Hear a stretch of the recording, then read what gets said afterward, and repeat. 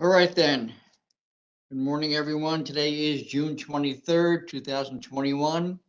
This is a regular meeting of the members of the State Liquor Authority being conducted in Albany and also New York City. In attendance is Chairman Bradley in the Albany office, Commissioner Fan in the New York City office, Commissioner Ford joining us remotely. We have staff in attendance all in the Albany office. General Counsel Meyerhoff, Deputy Commissioner of Licensing Roberts, and myself, Secretary Donahue. The next meetings of the authority will be June 14th. So there's going to be a 3-week break before our next meeting. Then June 28th, another 3-week break until August 18th. And I then think you mean July. Oh, July 14th, July 28th, August 18th, and then September 1st. Those are all Wednesdays. We will be providing some guidance as soon as we get some clarification as with the current executive orders, as far as allowing the public to attend the meetings. I will know for the next meeting, the members will be all present in the Albany offices. With that, Chairman Bradley, do you have any announcements to make? Yeah, just to clarify what you said, for the foreseeable future, when we do go back to live meetings, the commissioners will be once again in Albany, and that's due to the construction delays on our conference room in New York City. It basically shut down for the entire COVID period and has not been worked on. And I don't even know if they started yet working on it, but so we're still going to be doing the live hearings up here when they do begin, and we will, Tom, correct me if I'm wrong, we're going to be using that same big room that the lawyers and the public can go to in New York? We are firming up the availability of that room, which is the art gallery space in the Adam Clayton Powell building. The plan is that when the public can attend, that will be the room they can use, assuming it's available. If it's not, we will have to make alternate arrangements. And then obviously they could come up here as well. And of course, when the public is allowed, the Buffalo office will also be a spot where the public can attend the meetings. All right, with that, anything else, Chairman? So, yeah, and I just want to add, we have no dates yet on when this is going to happen, so I just ask that you be patient with us. We are obviously trying to do this as quickly as possible, but it's not going to move any faster by emailing asking when it's going to start. Thank you. All right, then, the first item on the calendar, and we will be taking the items in the order they're on the calendar. The first item is 1743.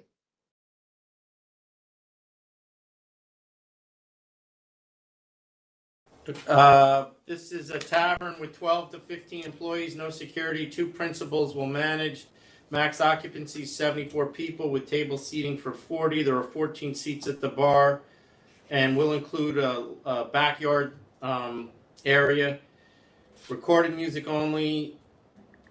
They want to close 15 to 20 times a year for private events. It appears that none of the owners have any hospitality experience. The community board does protest because they indicated the licensees would not come to the community board meeting.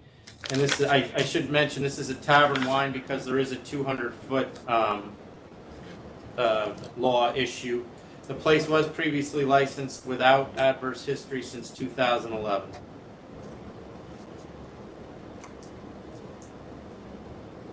All right, with that, Commissioner Fan, are you ready to vote?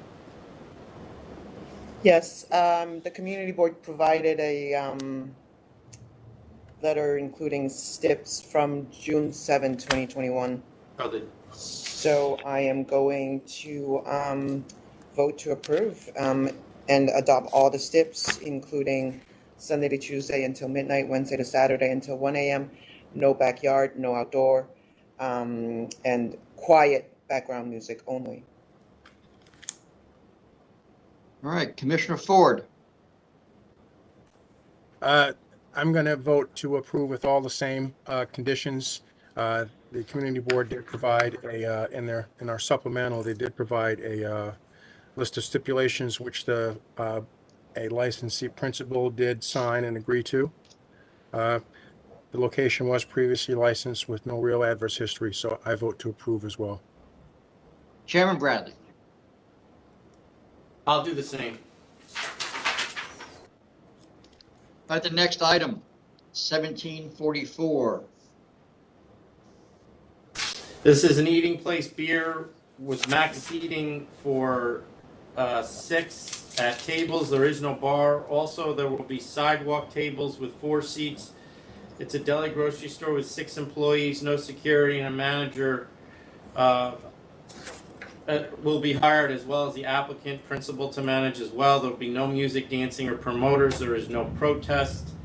The application was originally for beer license, not an eating place beer, and customers were actually observed in the place drinking inside while they were on a temporary license. That application was denied. The applicant has indicated they applied for the wrong license by mistake. The only issue I saw with this is that the diagram on the off-premises beer application contradicts the number of seats available. The last application indicated 15 seats. So I think they did apply for the wrong license. It's just a question of how many seats are there. And members, just for the record and your knowledge, according to the diagrams, the one restroom that they do have is located in the kitchen in the back of the house, which is not something that we typically would allow and we would not allow to happen. So really, the waiver is essentially asking you to waive the bathroom requirement for an on-premise licensing. I was not aware of that. So they're going through the kitchen to go through this? You have to go into the back of the house, the kitchen, to access the one bathroom they have on premise. So, again, that's not something that we've allowed to happen. Nope. All right then, Commissioner Fan, are you ready to vote?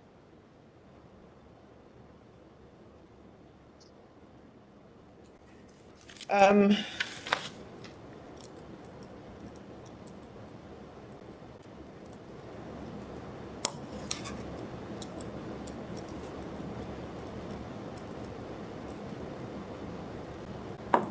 going to vote to approve. Commissioner Ford.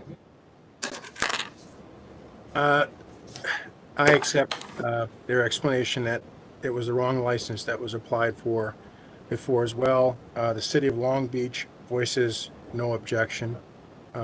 So I am concerned about this issue of the bathroom, though, of having to go through the kitchen to get there. We've never done it before. We've never done it before since I've been here. You're setting a precedent that is not really healthy. Yeah. So for that reason, because I don't want to set the precedent, I'm going to vote to deny, and maybe they can figure out how to fix that. All right then, Chairman Bradley. Yeah, I wasn't aware of the bathroom situation until right now. Now I actually changed my attitude that I believe they did file for the right license last time because they knew they couldn't get an eating place beer with the bathroom in the kitchen. Obviously, there's issues with customers walking through an active kitchen to go to the bathroom, so I'm going to vote to deny. All right, the next item, 1745. It's a new grocery store beer and wine products application. This is a store with one employee. Applicant will manage. The applicant appears to have no experience. It will be bulletproof, or at least it sounds like it's bulletproof, but the diagram is actually illegible. The closest store is 0.2 miles away. There are 4 stores Chairman? within. Yeah. You're on the wrong case. 1745. It's a grocery store. Sorry. I don't have that. Give me here. This is an AX. This application was denied. This applicant was denied at another location. Was cashier and lived at the same address as the prior licensee. The prior licensee was arrested on criminal charges, and They have the applicant as well as the prior licensee live at the same address and appear to have same or similar sounding names. They are clearly not the same people, but it appears they are related. Why do I not have 40? All right, with that then, Commissioner Fan, I'm going to vote to approve. Commissioner Ford,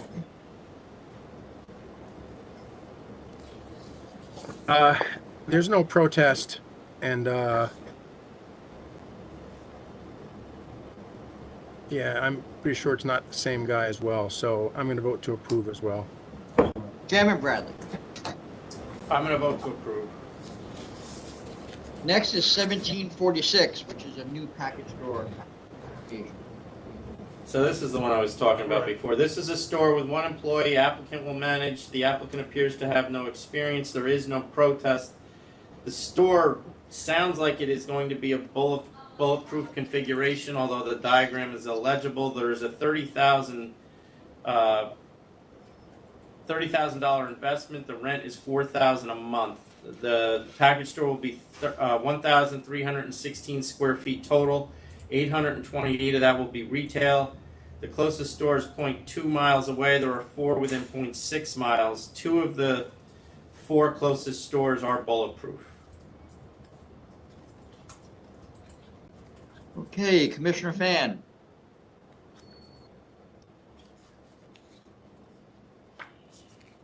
Given that this is a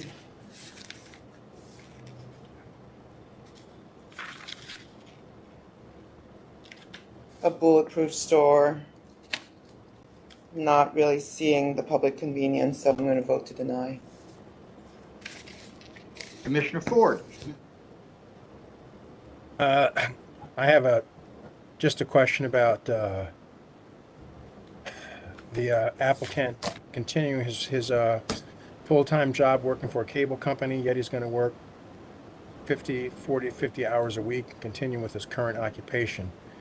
That seems kind of cutting it thin. I guess I just don't see aside from that, I don't see the need for another bulletproof store here. The numbers were provided don't really display a need for another bulletproof store in the area, so I'm voting to deny. Chairman Bradley. I'm going to vote to deny as well. I don't see any public convenience and advantage to adding another bulletproof store in this neighborhood.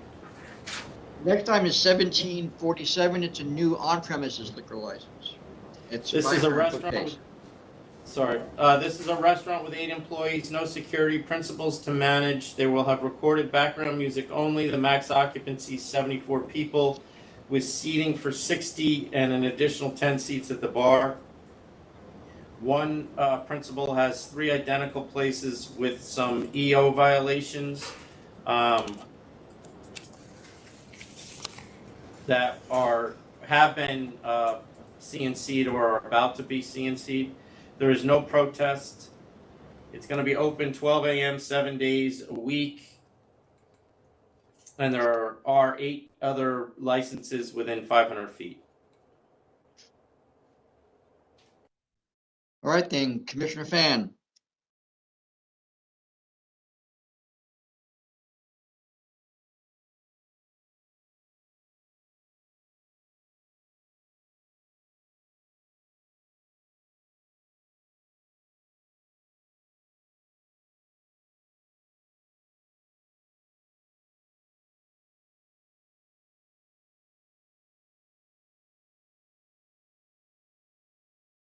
Commissioner Fan, are you ready to vote? Oh, I'm sorry, I just voted. I was on mute. I'm going to vote to approve with the conditions as applied for: recorded music only, no dancing, no promoters, no private events, security as needed, 12 a.m. across the board. Commissioner Ford, There's no protest, no community board objection, although duly notified, and the ALJ has concluded that the applicant has met the burden. So I vote to approve as well, along with the same conditions as Commissioner Fan has already stated. Chairman Bradley. I'll vote to approve on the same condition. Next item is 1748. It's a new on-premises liquor license. This is a restaurant with 15 employees and principal to manage. No music, no dancing. Will not close for private events. The max occupancy is 273 people. There will be 50 tables with 260 seats. The bar will have 12 seats. The principal has another identical establishment with some minor adverse history. The location was previously licensed. The applicant has the applicant's other license did have some EO violations, although they were minor. There is no protest. All right, Commissioner Fan, I'm going to vote to approve as applied for.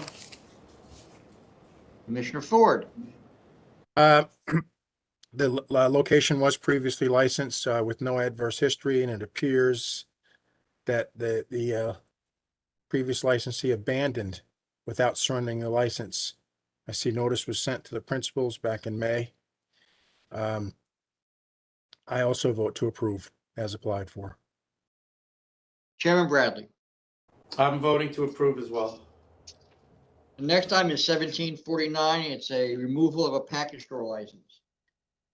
So this is a store that is moving around the corner from its current location. The current store is the Bulletproof store that is 1,680 feet, 840 feet on the first, 840 square feet on the first floor in the basement for employees. There's 224 square feet that is open to customers. The proposed location will be an open store. 2,942 square feet total, 1,750 of it will be retail. The closest store is 0.2 miles away. There are 5 stores within 0.6 miles. There is one protest. All right, Commissioner Fan, This store is going from bulletproof to an open floor plan, and the protest is mistaken when they describe this as a new store. I feel like this operator has been running a store with a clean record, and he's probably earned this move in expansion, and so I am wholeheartedly happy to vote in the affirmative to support. Commissioner Ford. As Commissioner Fan stated, this is really just a move around the corner in the same building, same landlord. So it's about as close of a transfer as you could get. And again, going from a bulletproof to a non-bulletproof is more in the public convenience and advantage area. So I vote to approve as well. And Chairman Bradley. I'm voting to approve for the same reasons. 1750 is a request for reconsideration. The board had imposed an emergency summary suspension in December, rejected the licensee's offer of $15,000 in March, and the summary suspension is still in effect.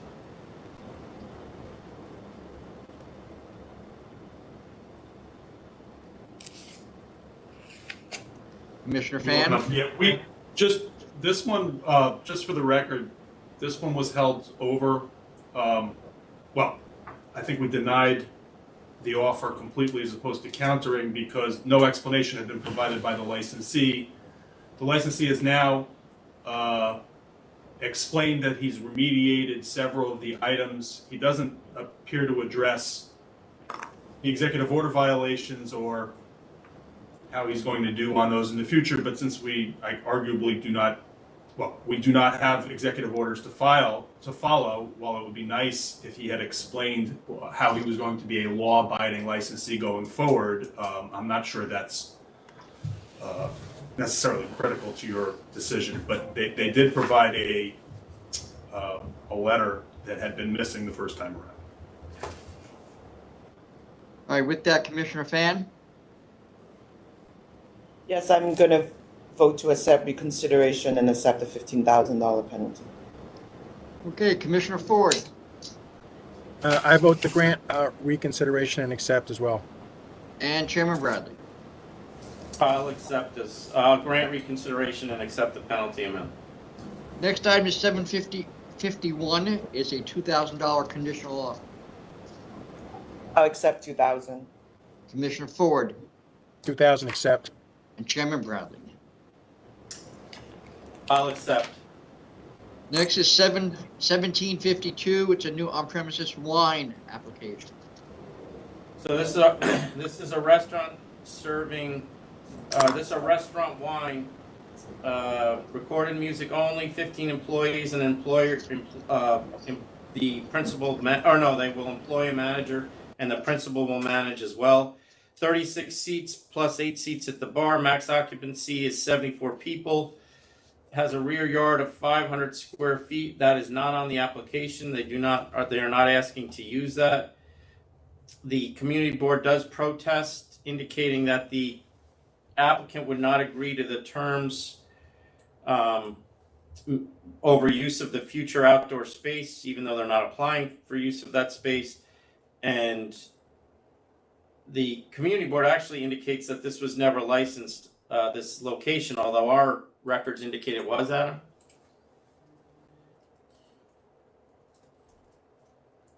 It looks like it was previously Yeah, it looks licensed. like it was previously licensed to one other entity. And this is not a 500-foot case because it is a restaurant wine. Yeah, there were protests from some neighbors as well that we received in the supplemental materials, who complain, among other things, about the use of the yard, which once again is not being requested. I believe the community board was hoping the licensee would agree to a stipulation that they would never use the yard. Which we don't do here. They're allowed to apply. It doesn't mean they're going to get it, but they're allowed to apply. All right, Tom. Commissioner Fan, are you ready to vote? Yes.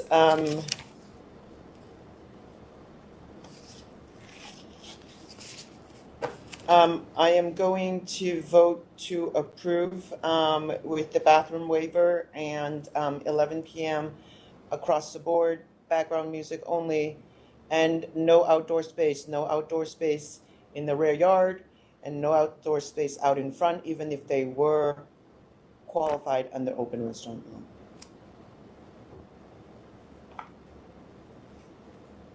Commissioner Ford Did you say 11 p.m. across the board, Commissioner Fan? Yes, I did. Okay. I will approve under the same same conditions.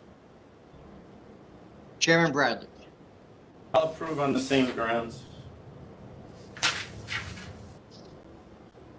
1753 is a new grocery store beer and wine products application. It's a grocery store with one employee, principal to manage. The applicant, from our records, appears to be availing the prior license. The applicant signed renewal paperwork for the previous licensee at the premise, which our licensing department denied, which I think sparked this application. The applicant has owned this AX previously. When he owned it, it had minimal adverse history. It has minimal adverse history now. All right, Commissioner Fan, when you're ready.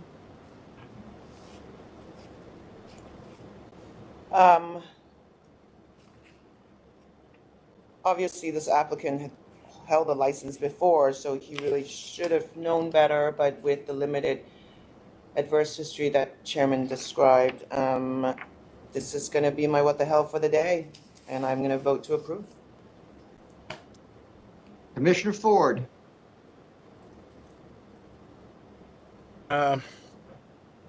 He did sign it before the renewal, so I don't know that I think he was attempting to hide anything from us. So I'm going to vote to approve as well. Chairman Bradley. I'm going to vote to deny, just because of the previous behavior. 1754 is a $10,000 conditional offer. I'm going to accept 10,000.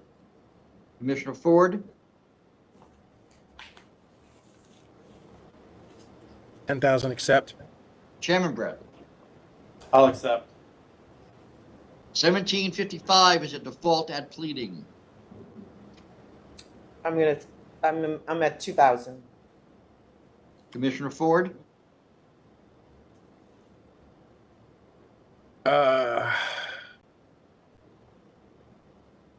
I'll do 2,000. Chairman Bradley. 2,000. 1756 is a offer of $3,500. I'll accept 3,500. Commissioner Ford, I'll accept as well. Chairman Bradley. Accept. 1757 is a pleading default. I'm at 1,500. Commissioner Ford 1,500. and Chairman Bradley. 1,500. 1758 is a pleading default. 1,500. Commissioner Ford 1,500. and Chairman Bradley. 1,500. 1759 is a pleading default. I'm at 3,000. Commissioner Ford,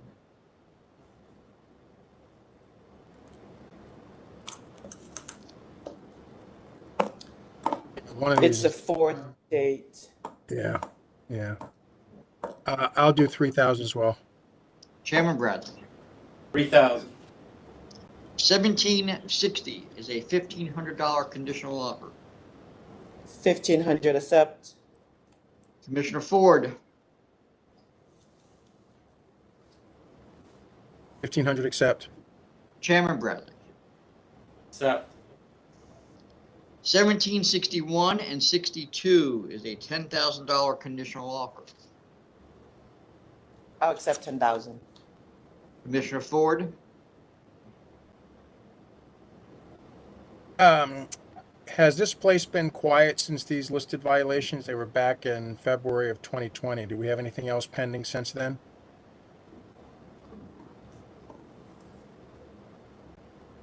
I'm We'll take checking. a look for you. I'm checking. Okay.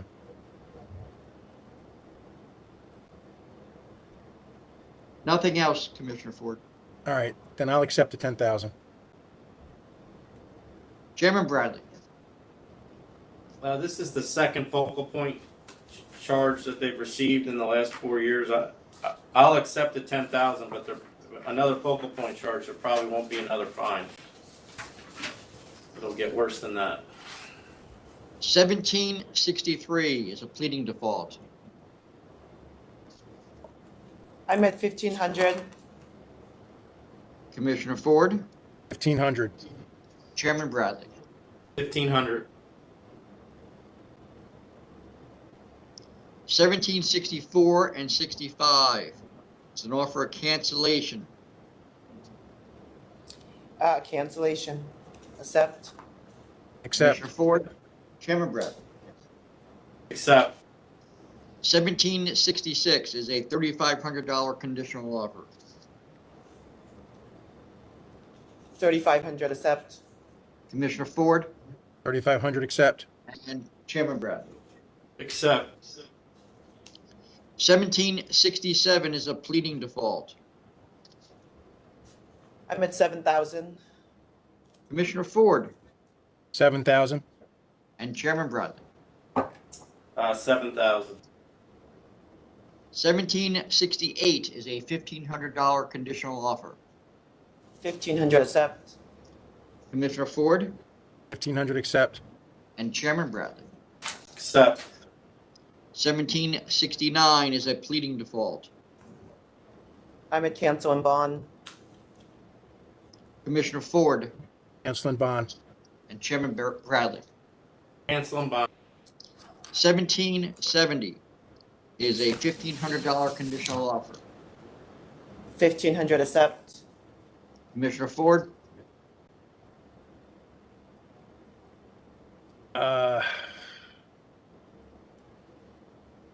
Accept. Chairman Bradley. Accept. 1771, a $1,500 conditional offer. I 1500 accept. Commissioner Ford, 1,500 accept. Chairman Bradley. Accept. 1772, a $1,500 conditional offer. I'm gonna accept 1500. Commissioner Ford, Accept. Chairman Bradley. Accept.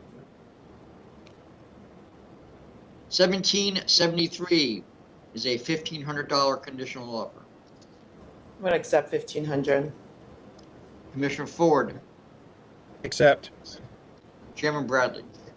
Accept. 1774 is a pleading default. 1500 accept. Oh no, sorry, I'm at 1500. Commissioner Ford, I'm at cancel and bond. They surrendered the license. Chairman Bradley. Oh, sorry. Yeah.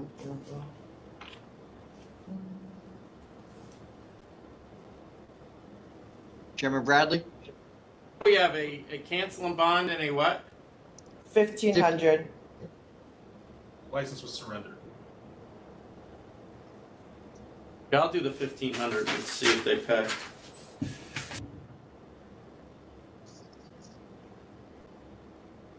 $1775 is a pleading default. I'm at 1500. Commissioner Ford,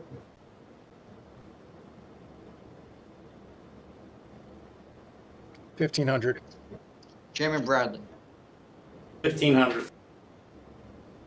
1776 is a pleading default. I'm at 5000. Commissioner Ford,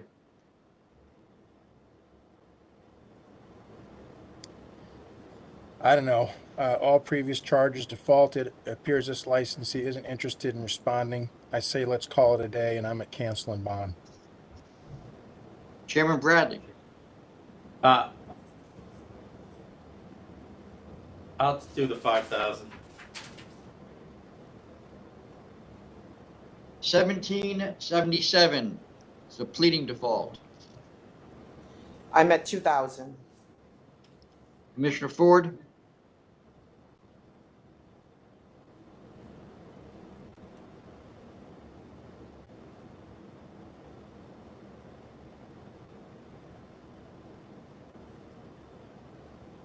I'll do 2,000. Chairman Bradley. 2,000. 1778 is a $6,500 offer.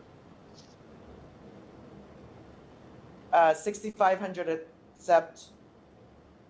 Commissioner Ford 6,500 accept. and Chairman Bradley. Accept.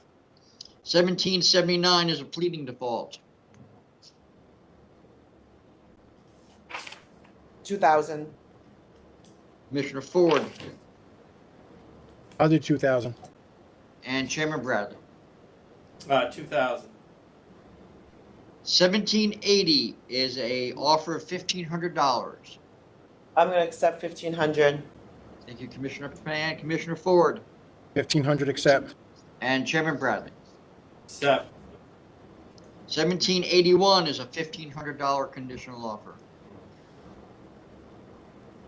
I would accept 1500. Commissioner Ford 1,500 accept. and Chairman Bradley. Accept. 1782 is a request for reconsideration of a disapproval of a package store license. So we unanimously denied this license at hearing. The reconsideration suggests we misunderstood the area the store is going to be located in, and that area is being developed. The newly developed waterfront area, the recon also says that they offer free parking and says that the population has gone up a whopping 1.6% since 2010. They also have a letter of recommendation from the local state senator. There are 2 protests.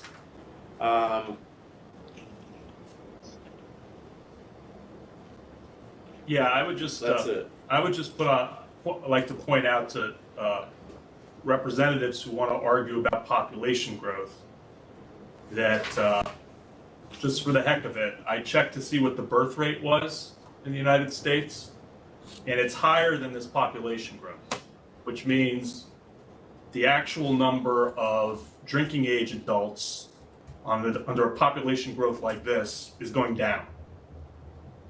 So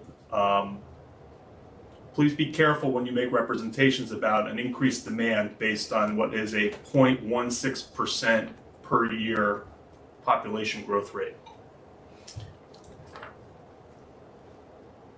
All right, on the reconsideration request, Commissioner Fan, I vote no on reconsideration. Commissioner Ford, I'm going to vote no on reconsideration as well. I still don't see anything that's really changed from our previous denial. and Chairman Bradley. I vote no on the reconsideration as well. Next is 1783, to request reconsideration.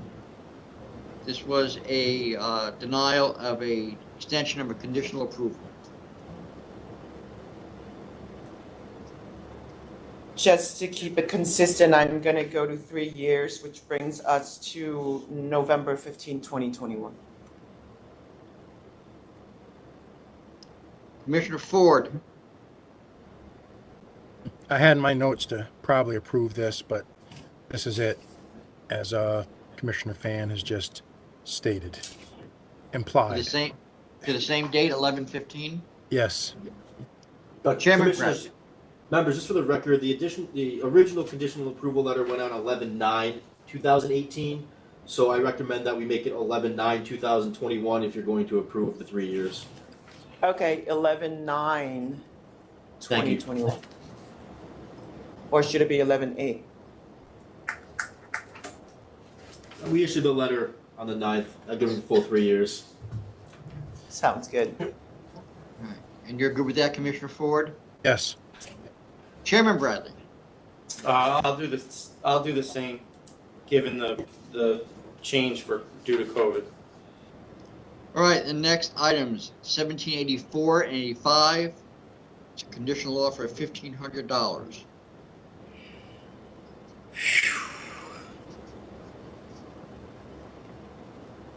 You said 1,500 or 15,000? 15,000, I'm sorry, $15,000. Yeah, it's a little different. Tad.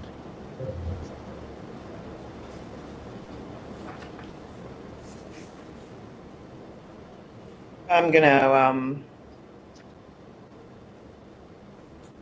accept 15,000. Commissioner Ford, I don't like at all what I'm reading, what happened here. But I will accept the 15,000 as well. Chairman Bradley. Yeah, this was this.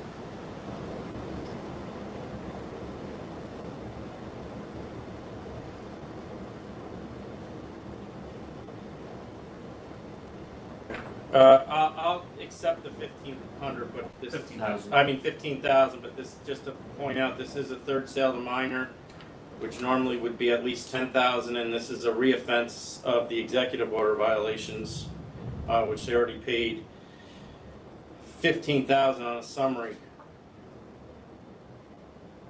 Did they get summary twice? No, the second No. case was not a summary suspension. Oh, it was this basically the same thing. It was executive order violations, but 2 sale to minors. So they are clearly getting a break here. Oh no, I see. Yeah, for some reason we failed to address the sale to minor charge when we settled the summary suspension. It was pending at the time, so now we are addressing that one plus their subsequent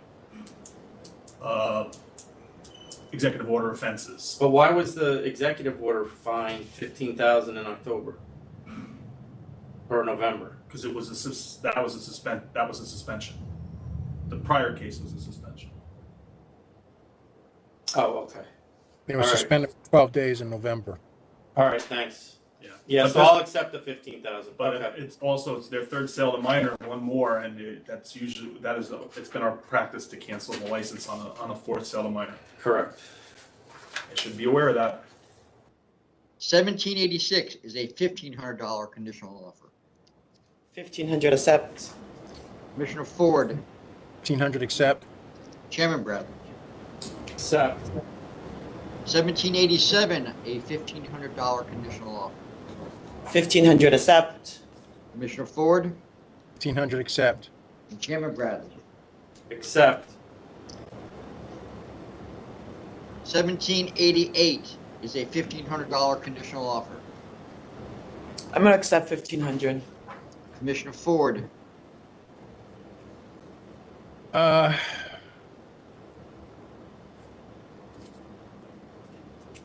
accept. Chairman Bradley.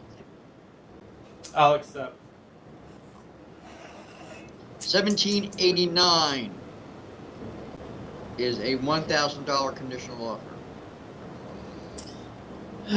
I'm gonna accept 1,000.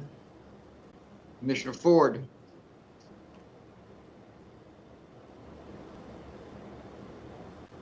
So this is what? Sale to member number 6.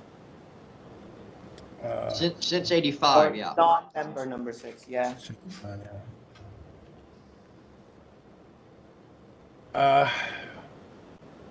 I'll accept. Chairman Bradley. I'll accept. 1790 is a $1,500 conditional offer. This is, I'm gonna go to 500. Commissioner Ford, I had 500 as well, over 40 years, clean. Chairman Bradley. This is an American Legion house with a Yeah. full OP. Is that Yeah, odd? yes, they probably have a banquet hall or something. Okay. I'll do the same.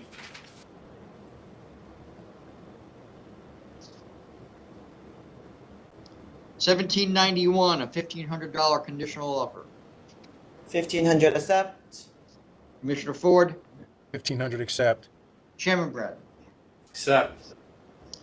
1792, a $2,000 conditional offer.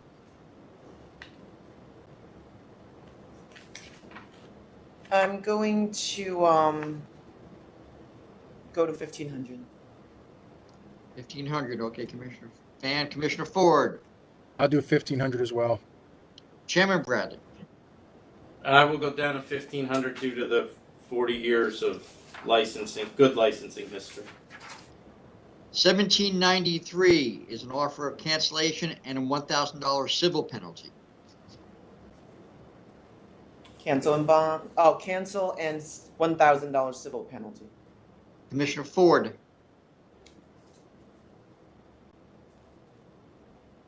Explain the difference to me between cancel and bond and civil penalty.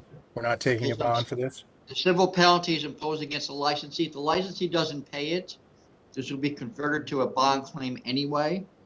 But there are some benefits for the licensee to pay a civil penalty.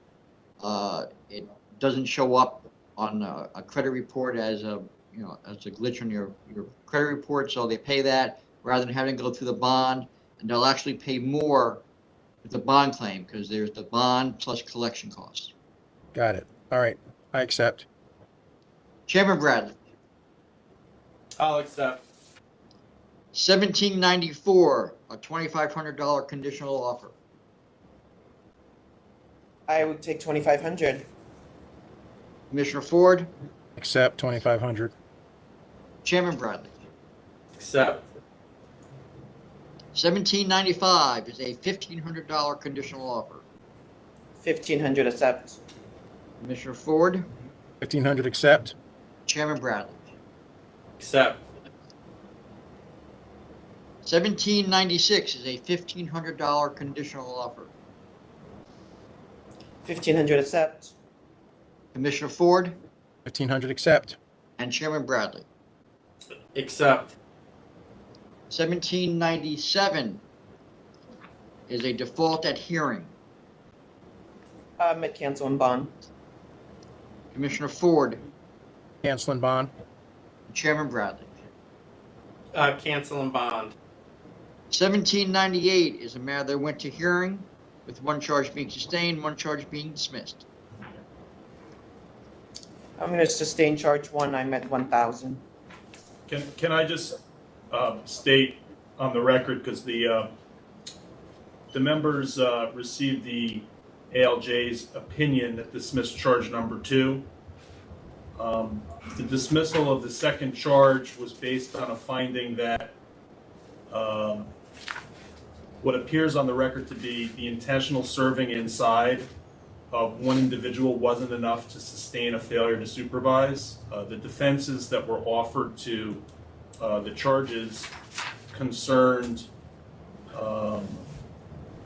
matters other than whether or not the licensee intended to violate the law or knew that they were going to violate the law. So I asked the members to consider whether the charged failure to supervise should be sustained, notwithstanding what the ALJ explained in her decision.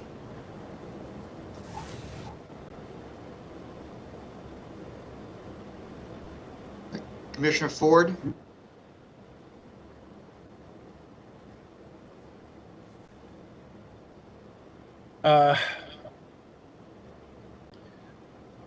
I'll agree with counsel that it should be upheld, and I'm at 1,500.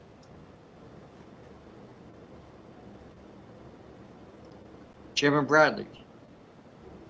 I'll do the same. I thought the facts were clear that this licensee acknowledged that she admittedly violated the law, and that, in my mind, fits right into lack of supervision. That a purposeful violation of a law clearly means you're not supervising your premise. So I will sustain charge 1 and 2 and 1,500. All right, next item, 1799 is a $1,500 conditional offer. 1,500 accept. Commissioner Ford? 1,500 accept. Chairman Bradley? Accept.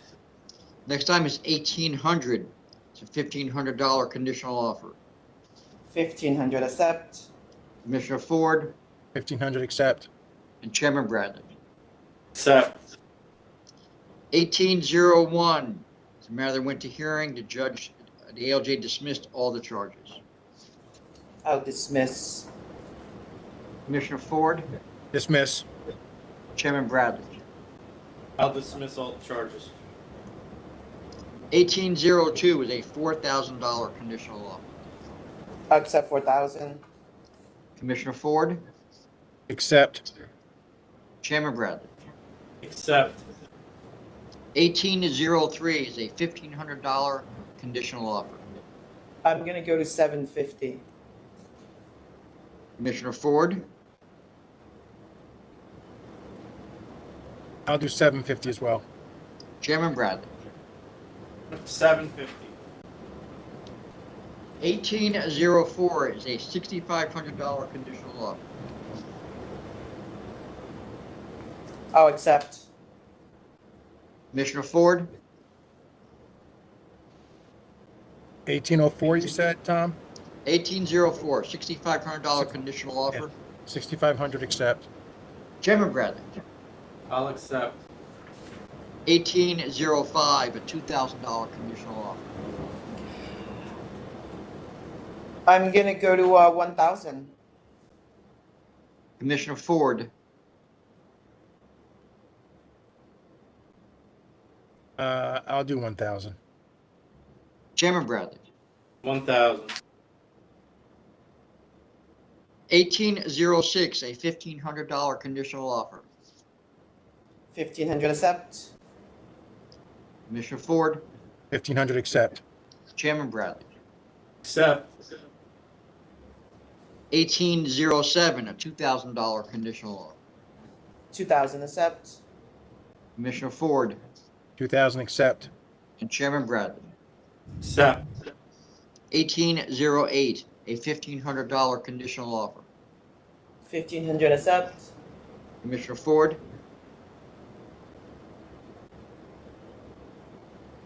1,500 accept. and Chairman Bradley. Accept. 1809, a matter that went to hearing with both charges being sustained by the ALJ.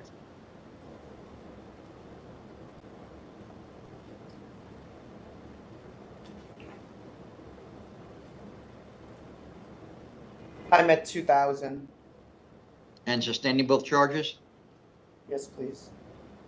Commissioner Ford, I'll sustain both charges and I'm at 1,500. Chairman Bradley, I'll sustain both charges. And what do we have, a split vote here? 2,000 and 1,500. 2,000.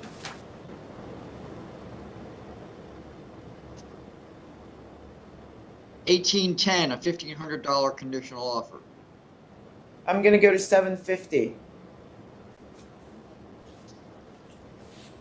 Commissioner Ford, Yeah, that's exactly where I am too, 750. Chairman Bradley. 750 due to their 50 years of good history. 1811 is a $1,500 conditional offer. 1,500 accept. Commissioner Ford, 1,500 accept. Chairman Bradley. Accept. 1812, a $1,500 conditional offer. 1,500 accept. Commissioner Ford, 1,500 accept. Chairman Bradley. Accept.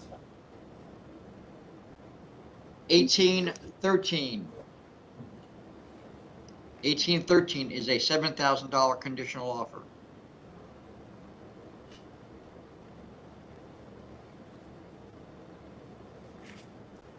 Gary, is this right? It's their second one. The second offense, 7.6 cartons, 1813, yes? Yeah. That's 7.6 1813. cartons, they got a Okay. 3-year suspension, and this is their second offense with us. Okay. 7,000 accept. Commissioner Ford, 7,000 accept. Chairman Bradley. I'll accept. 1814, a $2,000 conditional offer. I'm gonna go to 1,000. Commissioner Ford, Same here. Chairman Bradley. 1,000 due to their 35-year-old, mostly good history. 1815, a $1,500 conditional offer. I'm gonna accept 1,500. Commissioner Ford, 1,500 accept. Chairman Bradley. Accept. 1816 and 1817, $4,000 conditional offer. I'm gonna go to 3,000 here. Commissioner Ford, That's exactly what I had as well, 3,000. Chairman Bradley. 3,000. Next is 1818. This is a no contest plea. There is a summary suspension in effect. And counsel's office is looking to withdraw charge number 6. Yeah, put it on the record. Yeah, just for the record, this is a no contest suspension case. The licensee claims that he's in the process of selling the business, but the evidence that we have in this case is that the party operating the location showed our investigator a contract of sale back at the time of this inspection. And there's already a certificate of authority in the name of the new entity that's operating there, casting doubt on the veracity of what the licensee claims to be, i.e. in the process of selling the business. That's just the availing charge, and then there are all the other charges as well.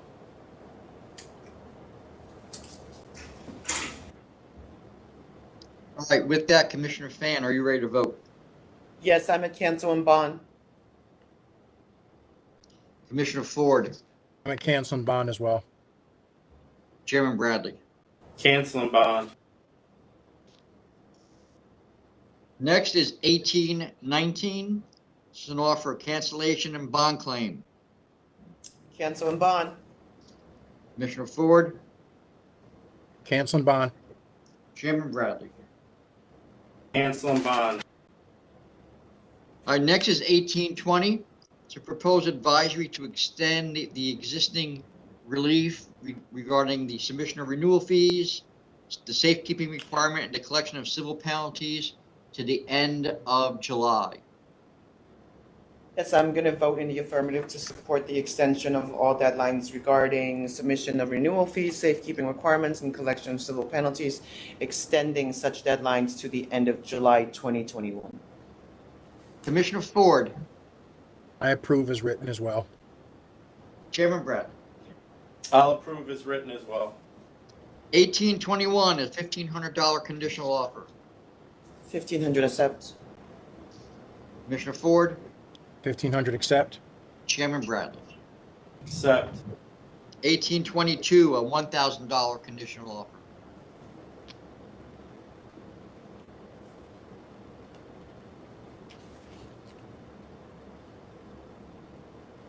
You know, I'm actually going to go to 1,500. All right, Commissioner Ford, I agree. Have to counter at 1,500. Chairman Bradley. I'll 1,500. Next is 1823, a $7,000 conditional offer. I'm going to go to 10,500. Commissioner Ford, 10,500. Yep. Chairman Bradley. 10,500. Next is 1824, a $1,500 conditional offer. 1,500 accept. Commissioner Ford 1,500 accept. and Chairman Bradley. Accept. 1825 and 26. It's a I'll accept $5,000. So was that Commissioner Fan? I'm sorry, I'm going to let you finish. That's what. 1825-26, a $5,000 conditional offer. I'm going to accept 5,000. Thank you. Commissioner Ford, 5,000 accept. Chairman Bradley. Accept. 1827, it's a request for reconsideration. You were denied the licensee's offer of $10,000 and you made a counteroffer, a cancel and bond claim. Now the licensee wants you to consider $17,500 to resolve this matter. Yes, the request for reconsideration is really just an apology for the conduct, which is fine, but the conduct still remains that this operator, after getting the license within 6 to 7 months, was caught running essentially a gambling room out of a bodega with a secret door that was operated by a remote control at the cashier, and had gambling machines and people drinking on the premises inside. All right, with that, Commissioner Fan. Yeah, I agree with council that the license was just issued, so I just feel like this was planned and intended, and I am not going to give this license back. I'm still at cancel and bond and deny reconsideration. All right, Commissioner Ford, Same here. Chairman Bradley. Cancel and bond. Because your recon's denied. Next, we have 1828. It's a $2,500 conditional offer. 2,500 accept. Commissioner Ford 2,500 accept. and Chairman Bradley. Accept. 1829 is a $1,500 conditional offer. I'll accept 1,500. Commissioner Ford, 1,500 accept. Chairman Bradley. Accept. 1830, a $6,500 conditional offer. 6,500 accept. Commissioner Ford, They paid 6,000 for the last time in 2017. Was that the second time, I assume? there was at least one before that, correct? Oh, interesting. It dropped off. It's not within 5 years anymore. That's why it's not on here. Okay, all right. I'll accept 6,500. Chairman Bradley. I'll accept the 6,500. 1831, a $2,000 conditional offer. I'm gonna go to 1,500. Commissioner Ford, Yeah, I'm at 1,500 as well. Chairman Bradley. 1,500 since they're 35 years of good history. 1832, a $3,000 conditional offer. I think I can go to 2,000 here. Commissioner Ford,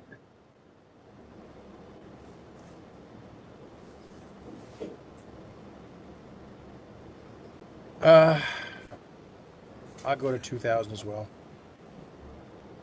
Chairman Bradley. 2,000. 1833 is a $6,500 conditional offer. 6,500 accept. Commissioner Ford, 6,500 accept. Chairman Bradley. Accept. 1834 is a $3,500 conditional offer. I'll take 3,500. Commissioner Ford, 3,500 accept. Chairman Bradley. Accept. 1835 is a $2,000 conditional offer. I'll accept 2,000. Commissioner Ford,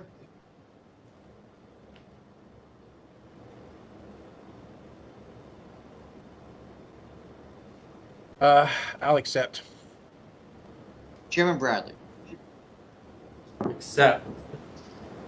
1836 is a proposed advisory regarding conditional approvals for applicants with temporary retail permits.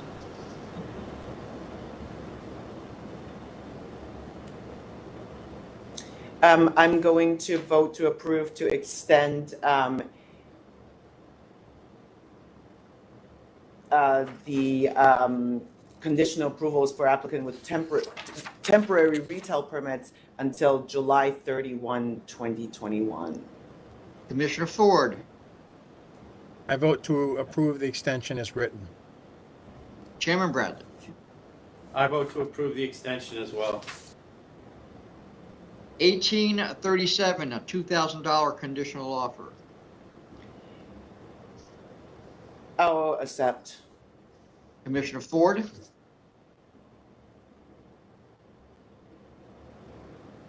I'm willing to go to 1,500. There's one employee in the kitchen. Chairman Bradley. 1,500. I'll go to 1,500, Tom. Okay. Next is 1838. This is a $7,500 conditional offer.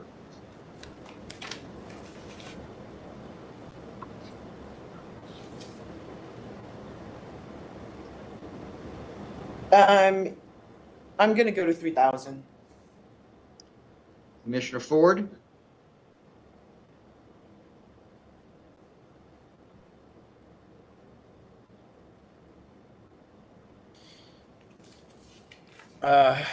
I'm going to accept. Chairman Bradley. Accept. This is related to two fully enclosed outdoor structures when indoor dining was not permitted. It actually is lucky they didn't get summary suspension. All right, 1839 is a no contest plea. I'm at 5,000. Commissioner Ford,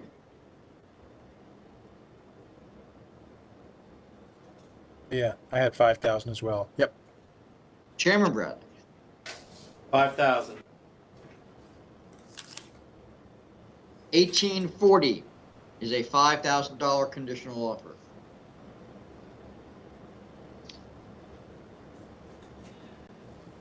I'm gonna go to 7,500. All right, Commissioner Ford,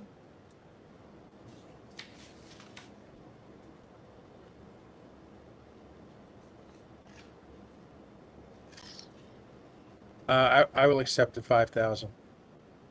Chairman Bradley. Alex, 75. I'm sorry, 7,500. I'll make it 7,500 too. Make it unanimous. Okay. 1841 is a $3,000 conditional offer. I'll accept 3,000. Commissioner Ford 3,000 accept. and Chairman Brad. Accept. 1842 is a $1,500 conditional offer. 1,500 accept. Commissioner Ford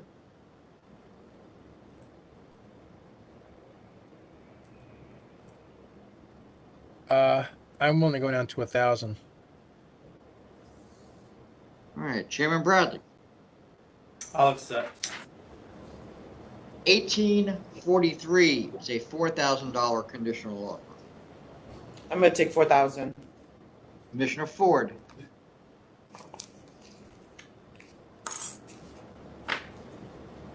4,000 accept. Chairman Bradley. I'll accept. 1845 is a new package store license. A store with 2 employees and principal to manage. The principal has no experience. This location was previously licensed, although the store was removed in September of 2011. It was moved nearby, however, to basically a couple blocks away, and then it was subsequently canceled in January of 2021. The package store is 1,600 square feet total, 600 will be retail. The closest store is 1,800 feet away. There are 4 stores within 2,260 feet, which is approximately a half mile, right? Yeah. Three of the 4 closest stores did not provide sales numbers, no response. And it will be a bulletproof store. Hey, Adam, was the store that was here before, was it bulletproof as well? Can you tell? I'll take a look for you. Thank you.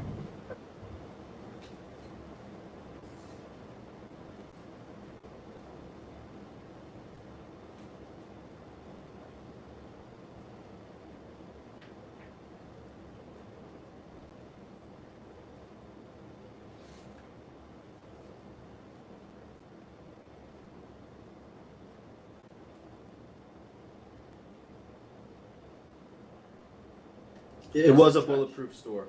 Okay, thank you.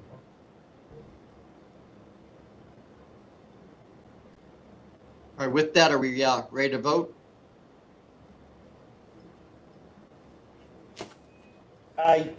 Yes. While there's no protest, I just don't see public convenience in allowing another bulletproof store, so I'm going to vote to deny. Commissioner Ford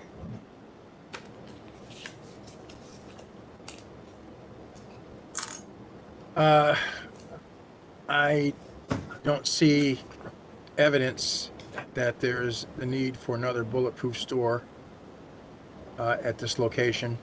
So I'm going to vote to deny as well. Chairman Bradley. I would vote to approve, simply because the three of the 4 closest stores didn't feel the need to respond. So I given that we don't really have sales data and that there was one nearby up until January, I would vote to approve. All right, the next item, 1845, it's a new package store license. This will not be bulletproof. It's a store with 6 employees, applicant to manage. One principal does have experience as a cashier at a package store. There is 1 protest. It is going to be 1,975 square feet. 625 square feet of that will be retail. The closest store is 528 feet away. There are 5 within 0.3 miles. And there is also a question of whether the entrance to this store is at street level as the law requires. It appears that you have to go up 2 steps in order to get inside. Yeah, I would also say that in the supplemental materials submitted in support of the application, there are a number of statements in there that are that I would like to address for the members.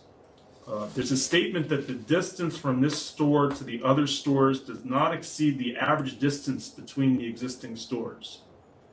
As if that's It's a fun fact. as if that's somehow relevant to a public convenience and advantage analysis. I don't know how that would be relevant. There's also a claim based on the numbers that were provided by the closest stores that the sales have been constantly increasing.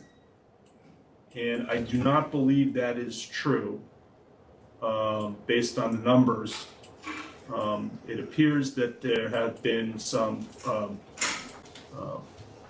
up and down movement in some of the stores, but if you look at the entire period, other than in 2020, where I think most stores have experienced a COVID-related increase, 2 of the stores appear flat, 1 went down and 1 went up. And the licensee's representative also misses the point about the 2 steps up issue and discusses how they will make the store ADA compliant, which is really not the issue with the 2 steps up matter. Sorry. The issue, of course, is whether the store is at street level, although we have dealt with situations where it was only a couple of steps. That was the reason that the 2 steps up mattered, not because of wheelchair access. That's all I have. With that, unless there are any other questions, discussions, Commissioner Fan, are you ready to vote? Yes, I'm going to vote to deny. All the stores are doing decreasing numbers. There's no population growth in Soho area. Commissioner Ford,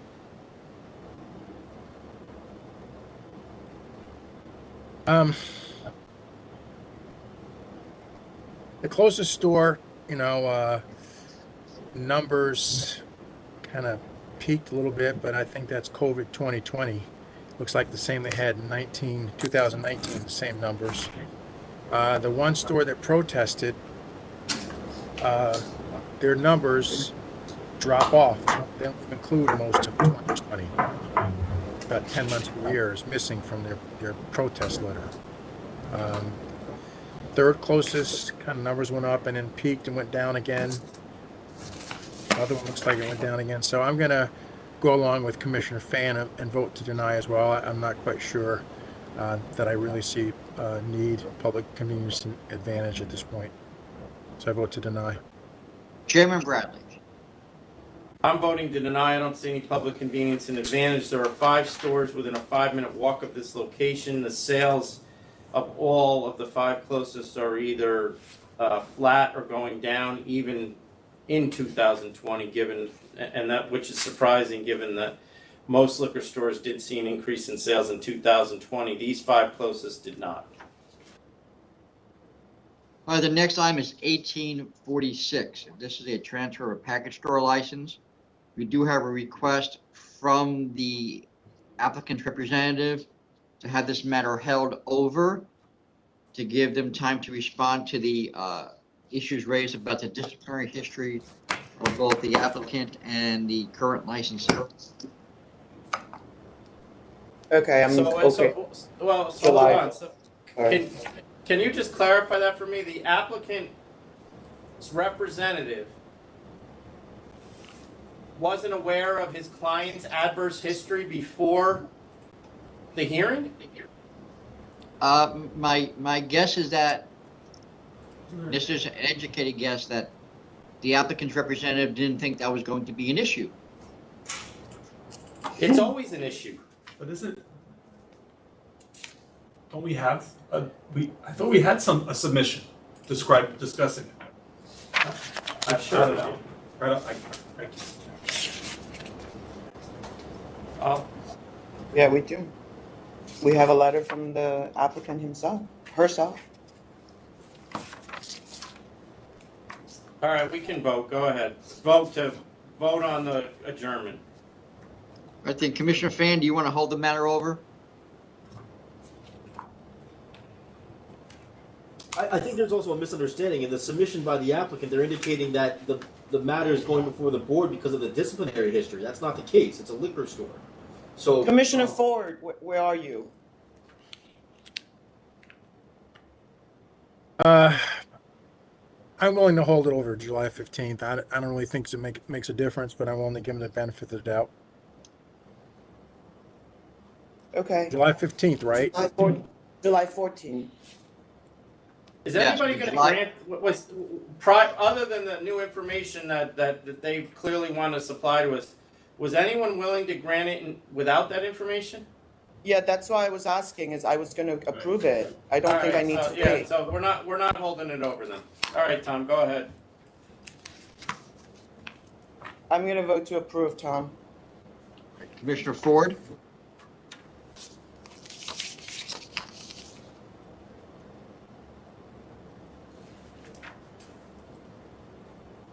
They're basically taking over an existing store, right?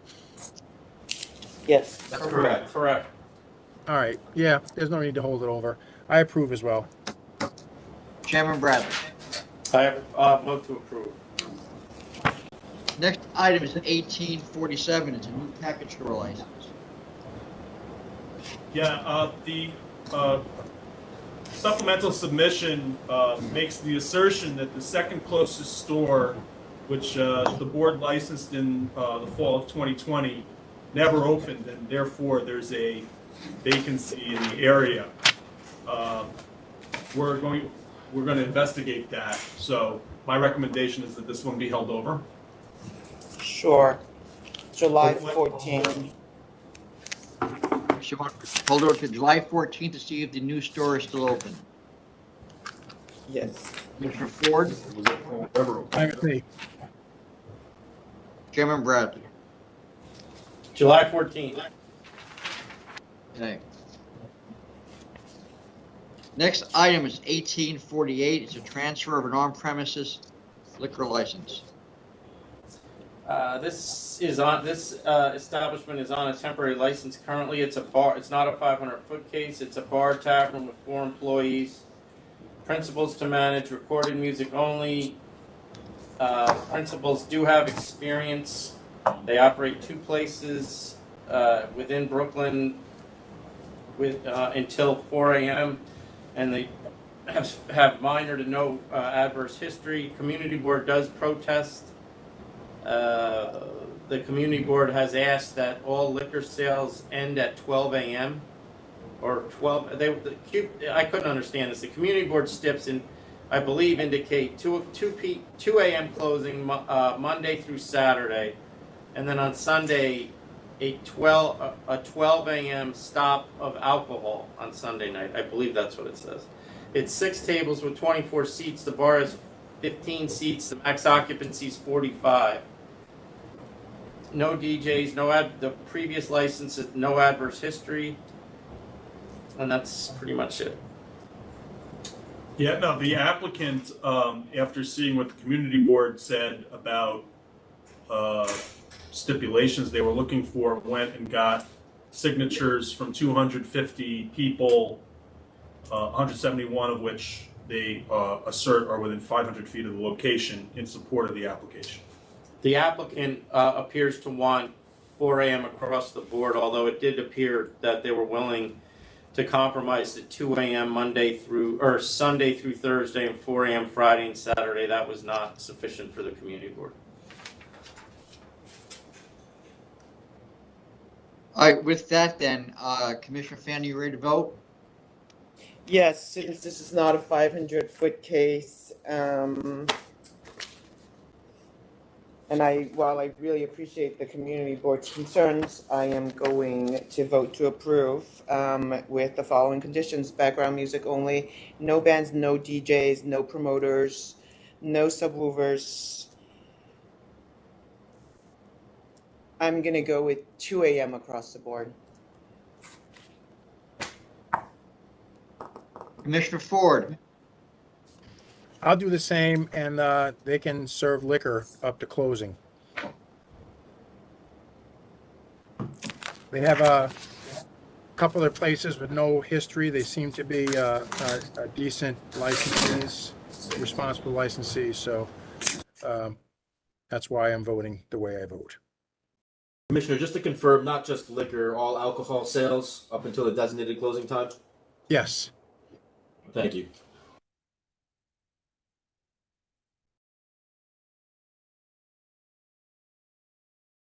All right, Chairman Bradley. I'll vote to approve as well. I would go 2 a.m. Sunday through Thursday, 4 a.m. Friday and Saturday. Other than that, all of the other stipulations that Commissioner Fan already mentioned. I'll change my vote then. I'll go to 4 a.m. Friday and Saturday as well. Okay.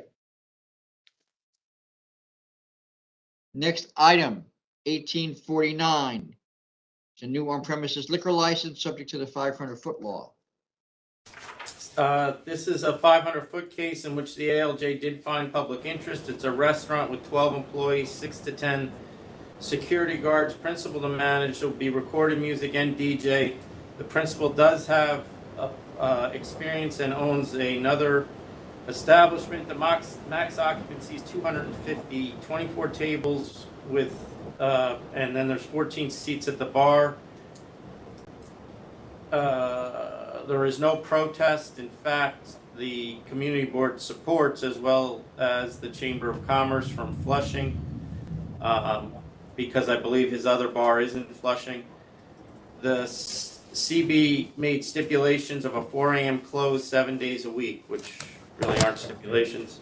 The previous license here was suspended in October of 2018 and later canceled.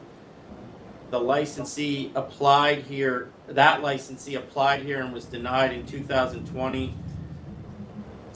I don't believe there's any relation to that applicant and the current applicant. The current applicant has minimal adverse history. The hours will be 11 a.m. to 2 a.m. Monday through Wednesday, 11 to 4 a.m. Thursday through Sunday.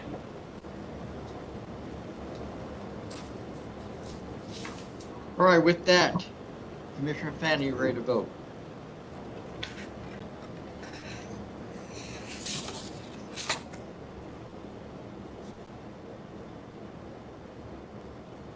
Yes,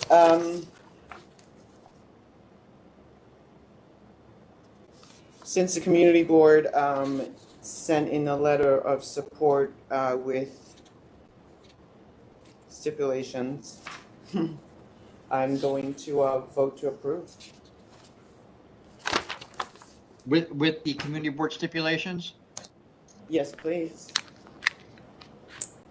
Commissioner Ford. I thought the statement in the supplemental by the applicant was kind of it was pretty well thought out. Stopping alcohol service at 2:45 a.m., ensuring patrons begin leaving the establishment between 3 and 3:30 to prevent the intermingling with patrons with other nearby establishments closing at 4. So it seems like he's thinking ahead here. I vote to approve as well with all the conditions as so stated by Commissioner Fan. And Chairman Bradley. I'll do the same. All right, the next item is 1850. It's a new package store application. This is a package store in Erie County with 8 employees, principal to manage. The principal does have experience. It's going to be 7,500 square feet. 5,500 of that will be retail. There are 2 protests from nearby stores. There's also significant support from the town supervisor, the county legislative majority leader, the local assemblywoman, as well as the local senator. One of the complaining stores appears that it isn't even one of the 4 closest, and the closest store is 2.4 miles away. There are 4 within 3.3 miles. There's also a suggestion in one of the protests that the applicant here was disapproved in another location. And I checked and they were not that's not the same applicant. I think that was an inaccurate statement.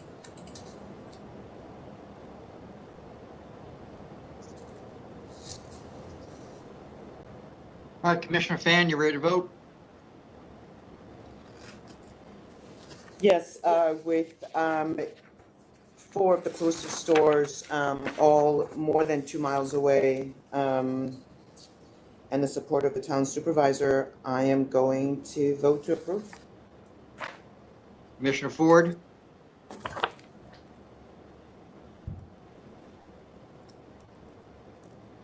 you're muted, Commissioner Ford. Sorry about that. We have the support from Diane Banzakowski, I hope I pronounced her name correctly, the Town of Cheektowaga Supervisor, Timothy Myers, Erie County Majority Leader for the 7th District, Monica Wallace, New York State Assembly Member, District 143, and some guy named Robert Romano. So I looked at the stores that were mentioned that we denied, and I looked up their addresses, and they're actually over in Depew, which is to the east of the Union Road corridor. So, based on all of that, I'm going to vote to approve. Chairman Bradley.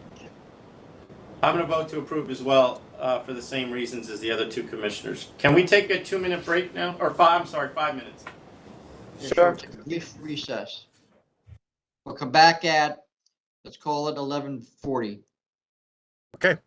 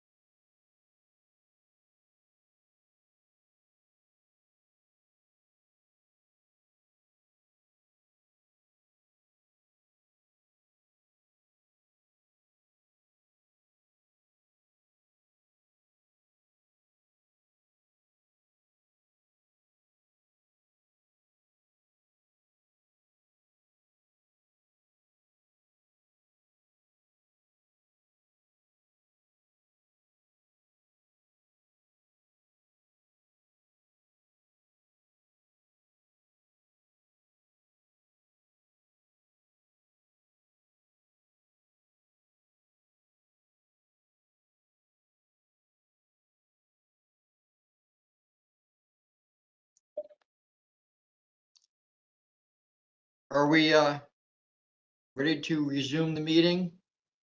Give me 2 minutes, Tom. Go ahead. Okay.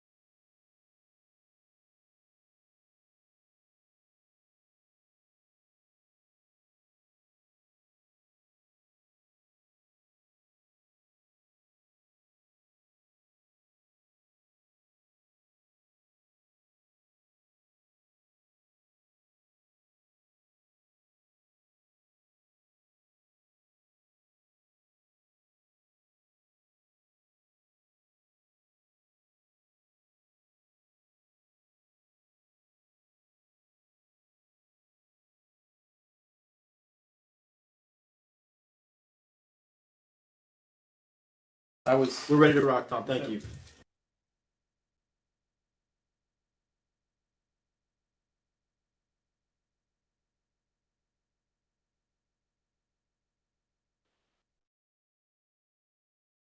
Are we all set to get going then? Yes. Yes, thank you. Commissioner Ford?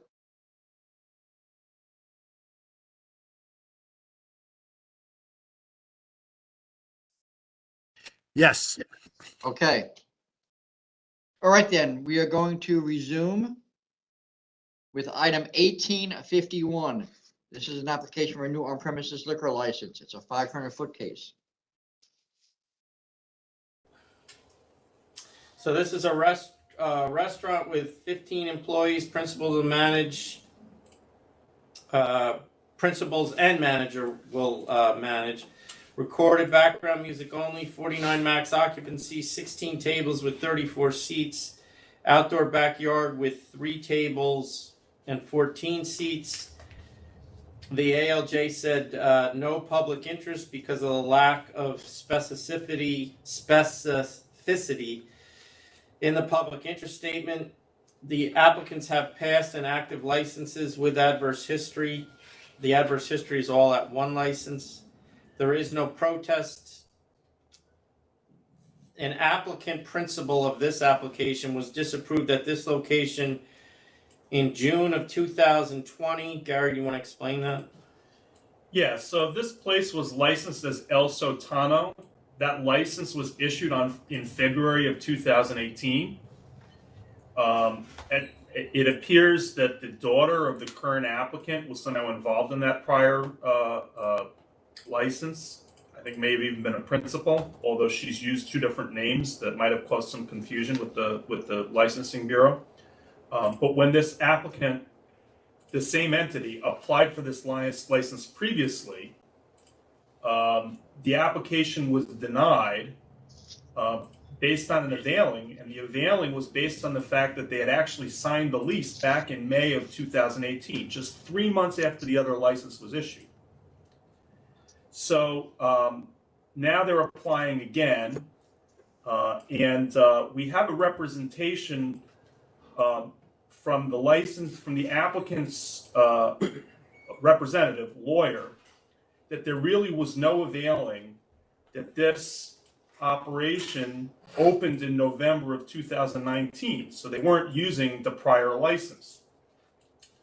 But that representation from the representative is made by a lawyer who cites no source for that information, doesn't say he's relying on personal knowledge. And what he's suggesting is that this lease was signed in May of 2018, and for a year and a half, they were the tenants, presumably paying rent, but weren't open for a year and a half. So on its face, it seems unlikely that that's what happened. But I just want to bring to the board's attention another circumstance where you're being asked to rely on the representation of a lawyer, unsworn, with no support. It's hearsay, and no effort was made to have the applicant offer this information, this fact, for the board's consideration.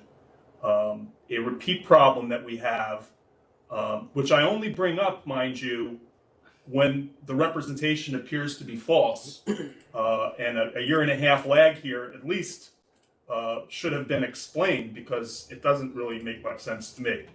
That Were said, they licensed during that year and a half, Adam? El Satano? From 2018 until January of 2020. They were licensed, Correct. active. Yes. So what he wants us to believe is that they had an active license, but they were closed the entire time. they were closed, and or that they had a lease while the place was open but operating by themselves. I'm sorry. His daughter. The surrender came in October of 2019, so there actually was The surrender. 3-month gap from that No, licensure. it's a year and 3 months. Yes, I'm sorry. And the new place opened a month after the prior license was surrendered.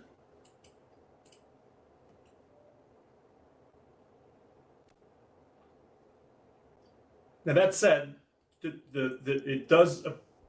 representation is also made that there was a dispute between the owners of the prior license, El Sotano, and I don't know. We don't know if we didn't charge availing. I don't believe, and certainly didn't prove it. So I'm not saying that it was for sure unavailing. I'm just saying that the response or the explanation that's been offered is both unsupported, unsworn, and perhaps not plausible. All right, Commissioner Fan, are you ready to vote?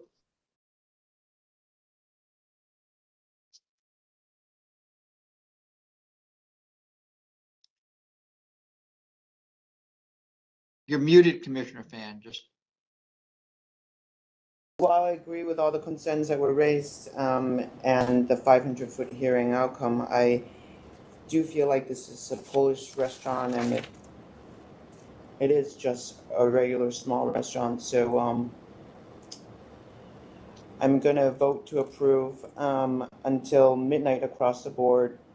Recorded music only, no security, no dancing, no promoters. all right, Commissioner Ford.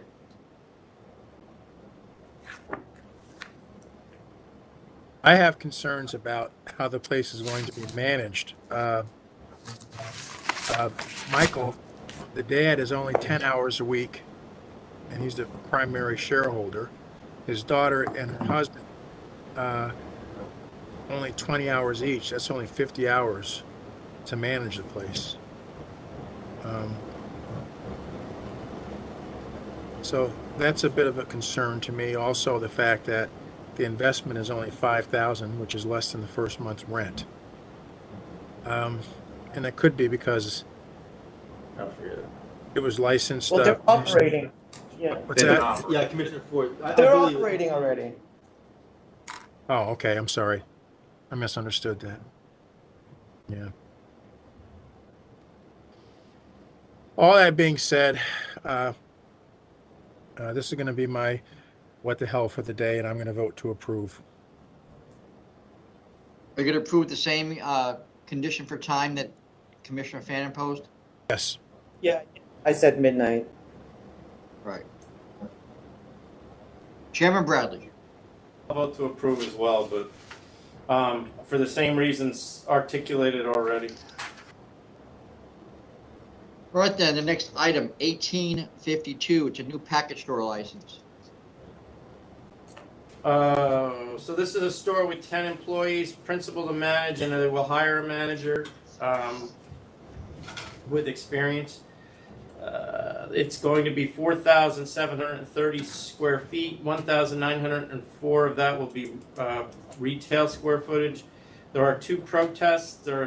The closest store is 0.6 miles away. There are 4 within 0.8 miles. The opposition indicates that there are 7 active licenses under a mile away, and there are 7 more active licenses 1.3 to 1.7 miles away. Yeah, I would like to add that there are some statements that were made in the letter in support of the application that need to be addressed. The representative, the lawyer for the applicant, contends that this will be a destination store, use that term, citing that they would have club membership, point systems, courses and tastings, special promotions, etc. Carry out glassware and carry out to the car, glassware and gifts. Completely absent from that representation, however, is whether any of the other stores within, I guess, as far as you would drive to go to a destination store, do any of these things as well. So no distinction is being made between what these offerings are and what's available at the other stores, whether they're the 4 closest or whatever the driving distance would be to reach a destination store for those who might be interested in doing so. I would also point out that despite my prior stated concerns about representations about the impact of the Moreland Commission and its aftermath in the 1960s on the purported free market needs to license liquor stores to increase competition, the way in which that argument is presented to the board, in my view, inaccurately portrays the state of the law, as if competition is the primary factor.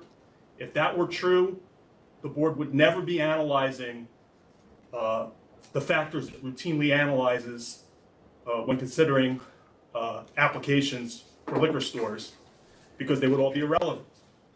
And I feel the need to continue to correct the record when that representation about the state of the law is made, and will continue to do so. That's boilerplate on their letters all the time, Gary, isn't it? I mean, yeah, I pointed it out.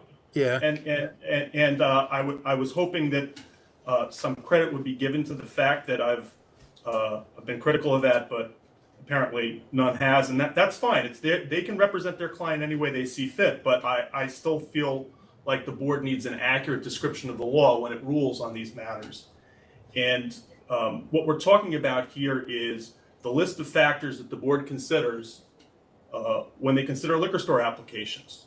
We do this at least 10 times, sometimes more than 20 times each meeting, every 2 weeks. And we look at population, and we look at the demand for alcoholic beverages and whether it's trending up or not. Those factors, this argument is essentially made to avoid consideration of those factors which are considered in every case. And I don't think it's appropriately explained in the way the argument is made, and I'm going to continue to correct it as long as it continues to be made. With that, Commissioner Fan, are you ready to vote?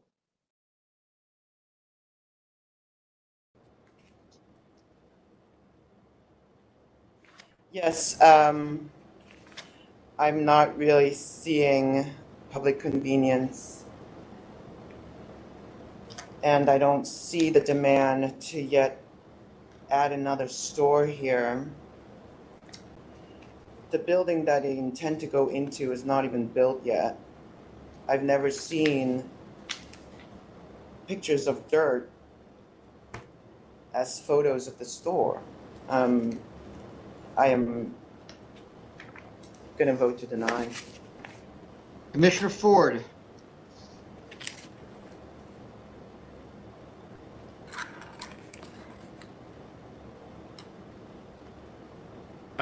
looking at the numbers of the closest stores, they all seem to have bumped up, but it's all last year that there's really a bump.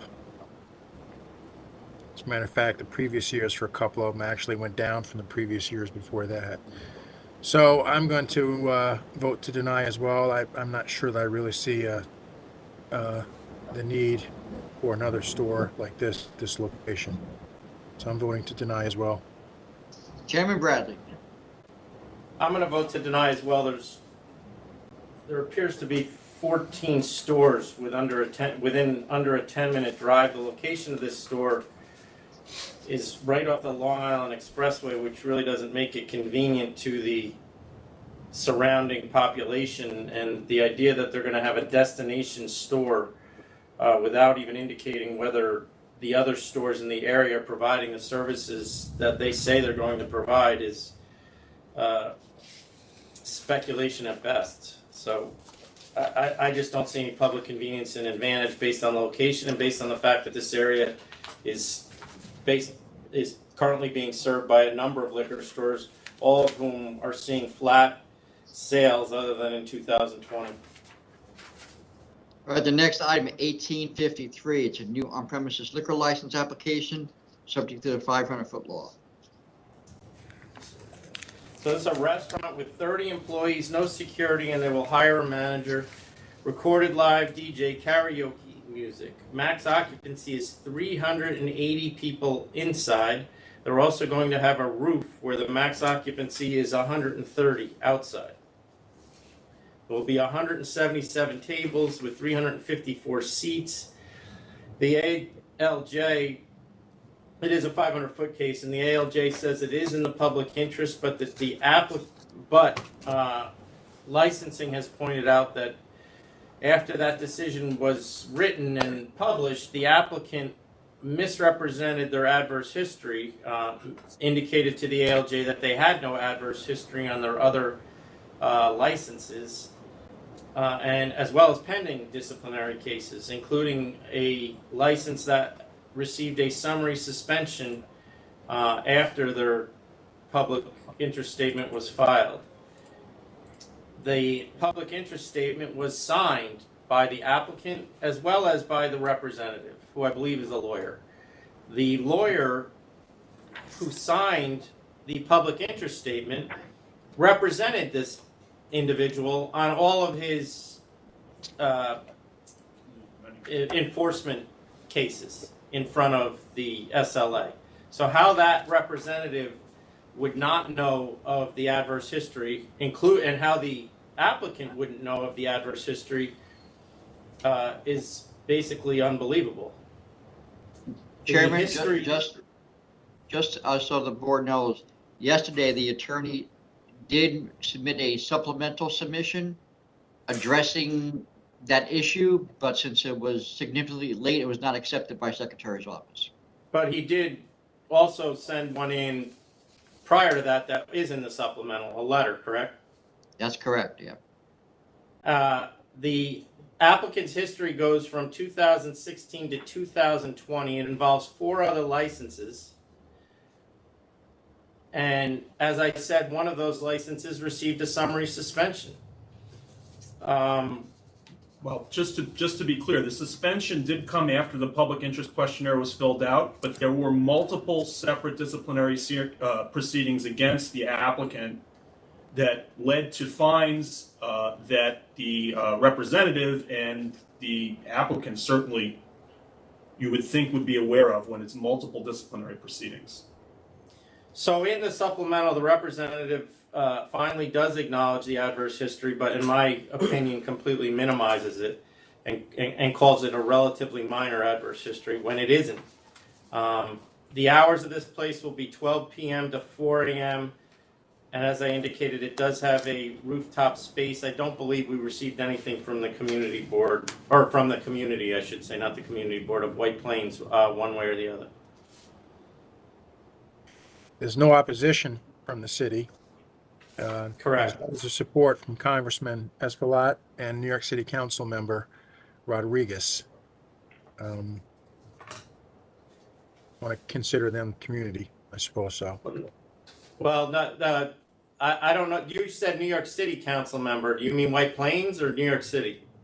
Because this is in White Plains. This is a different community, different county. Oh, well, it's Council member Rodriguez. I'm not sure if that's maybe I misunderstood it. I think he represents the other app. He represents a district where 1854 falls under, because this applicant has actually 2 pending applications. Oh, okay. So I think that's Sorry. why they thought it was relevant to send the letter. No, don't be sorry. Got it. All right. Thank you for the clarification. Yeah, I'm and- not sure. I don't know if I can really support these two applications. It feels like it's very, very ambitious. These two restaurants combined, you're talking about 800 bodies. This is almost $1 million worth of investment. Well, I don't disagree with you because she's obviously overextended now. She's paid Yeah, exactly. $21,000 in fines since 2017. Yeah, and just for the record, in February of 2021, I had a personal email communication with this applicant's representative, in which I described the issue with the then discipline, which included 2 executive order offenses and the suspension, as I put it in this email, a disturbing disorderly premises charge arising from an incident in which a Sushi Vita security guard struck a patron on the head with a baton, requiring 6 staples to close the wound, with the security guard ultimately pleading guilty for assault and Sushi Vita paying a fine. Charges for setting up an outdoor cafe pre-COVID to serve on the sidewalk without a license to do so, as well as unresolved hookah charges, which the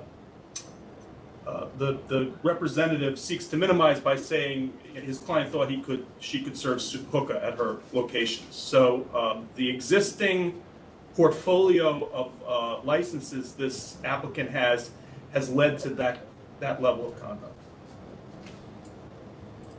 All right, Tom.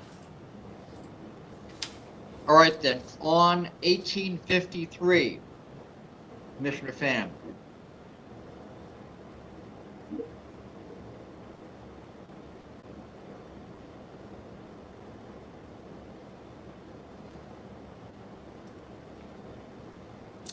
I mean, look, I can either vote to deny, or if there is a letter somewhere out there that is supposed to be a supplemental, I'm willing to hold it over.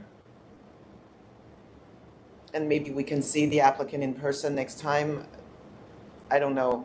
Commissioner Ford, what do you want to do? Well, I have some questions about the fact that it's got a maximum occupancy of 380. I know, it's very concerning. And no security. Yeah. Have recorded live music, DJ karaoke, but to be honest about it, Commissioner Fan, I did have the same thought that if they had something else for us to consider, I was thinking also maybe it'd be held over till the next meeting to review that. Give them that chance. And give it consideration. All right. So I'm going to vote to hold it over July 14. Commissioner Ford, Yeah, hold over. Chairman Bradley. I vote not to hold it over. I don't see anything that could be said that would clear up when you're asked a direct question in writing whether your client has an adverse history or not, and you write no twice, not once, twice, shortly after you represented them in that adverse history. I don't know what excuse you could be giving me that I would be accepting. So I'm voting no on that holdover. And then voting no to, well, I guess we don't have to get to the application. All right, the next item, 1854, which is a related application. I'm going to vote the same way. I'm going to vote to hold it over July 14. Commissioner Ford, Same here. Chairman Bradley. I'm voting the same as I did on the other one. And just to be clear, the facts are exactly the same here. A public interest statement blatantly saying that there is, when asked if she has any adverse history, the answer was no. Signed by the attorney as well as the applicant. All right, then the next item is 1855. It's a $4,000 conditional offer.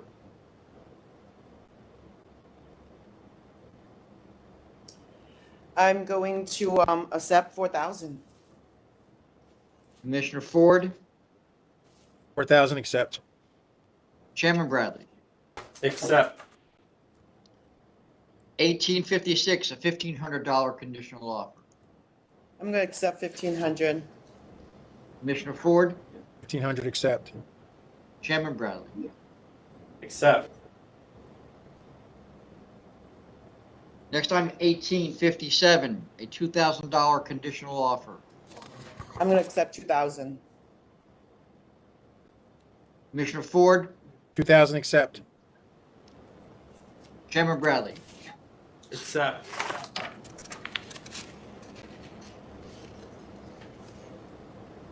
1858, a $2,000 conditional offer. Yeah, just to comment on this one, without suggesting that the offer is appropriate or inappropriate, we have a letter from the representative in this case where I suspect the representative is simply passing along what he was told by his client. And there are two factual assertions in there that are just not true. One is that this place was closing and that the gate was down at the time of the events, an effort to minimize the issues at this location. And the other, that the license, the charge for the license not being displayed was just because there was a bottle in front of it.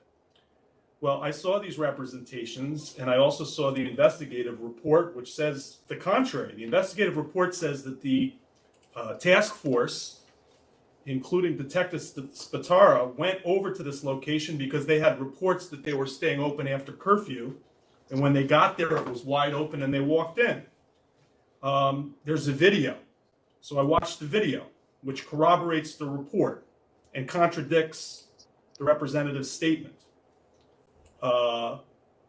You can also see the licensee in the video digging for the license behind the display or something else along the back wall. So these representations made to the board to attempt to minimize the conduct here are just false. And again, we're just being asked to rely on the hearsay, unsworn statements of a lawyer or representative. And I think the board needs to consider going forward whether some advisory or other direction to the industry needs to be made about their willingness to accept such statements. I comment on them when I see statements that are so provably false that it's obvious, and I can explain that on the record, but there are many statements that the board is asked to accept that aren't apparently true or false on their face, and I presume are relied upon, and perhaps they should not be. So just to add to that, in a general sense, the representatives should probably be aware that some of our investigators are wearing body cameras. Not all, but some. And so when your client is telling you about a certain factual scenario that went on, you should make sure that you double check that, because we may have it on video and it may be completely contradictory to what you're being told. And obviously in this case it was. Yeah, and that's not to say that this offer was improper or too high or too low, but it is a paradigm example of why the kind of routine practice of making factual assertions to the board in connection with both licensing and disciplinary cases can create huge problems for the agency. There's a level of plausible deniability that I believe is expected by the applicants / licensees and their representatives when it's done this way. The lawyer can say, this is what my client told me.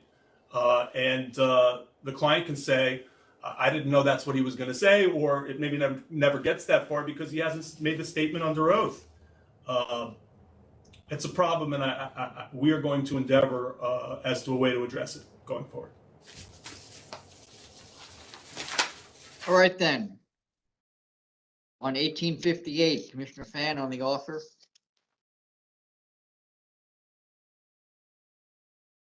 I'm going to accept 5,000. 1,000. 1858, we're still on. Oh, I'm sorry. I went to the next one already. I'll take 2,000. Commissioner Ford. 2,000 accept. Chairman Bradley. I'll accept. 1859 is a $5,000 conditional offer. I now will accept 5,000. Commissioner Ford. 5,000 accept. Chairman Bradley. Accept. 1860 is a $5,000 conditional offer. I'm gonna accept 5,000. Commissioner Ford, 5,000 accept. Chairman Bradley. Accept. 1861, which was held over from the last meeting. Yeah, No contest plea. I asked that this be held over because there was an intervening case that I believed we could address between last meeting and this meeting. That did not happen, so I think maybe we should just send this one back to counsel's office, and perhaps we can get a new plea out for all pending cases on this license for the next meeting or so. So I'm asking the board to send it back to me. Fantastic. Okay, back to council's office. All right, so it's going to go back as a not guilty plea then? We'll be entering a not guilty plea in the system? Yeah, as a placeholder, that would work. Thank you. Okay, so the prosecutor will need to do that when the case goes back. All right, Commissioner Ford, Yes, I'm good with that. Back to council. Chairman Bradley. Yes, back to council.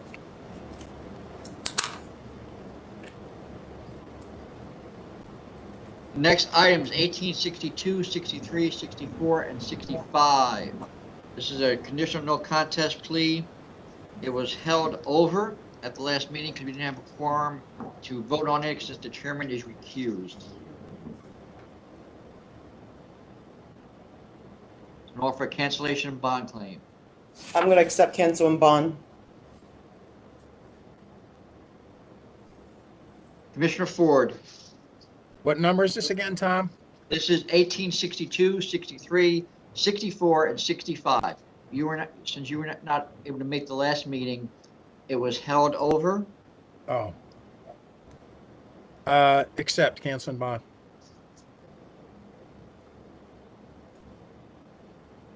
Next is 1866. It's a $10,000 conditional offer. 10,000 accept. Commissioner Ford, 10,000 accept. Chairman Bradley. Accept. 1867, a $1,500 conditional offer. 1,500 accept. Commissioner Ford, 1,500 accept. Chairman Bradley. Accept. 1868, a $1,500 conditional offer. I'm gonna go to 1,000. Commissioner Ford, I was at 1,000 as well. Chairman Bradley. 1,000. 1869 is a $1,500 conditional offer. I'll accept 1,500. Commissioner Ford, 1,500 accept. Chairman Bradley. Accept. 1870, a $1,500 conditional offer. 1,500 accept. Commissioner Ford, 1,500 accept. Chairman Bradley. Accept.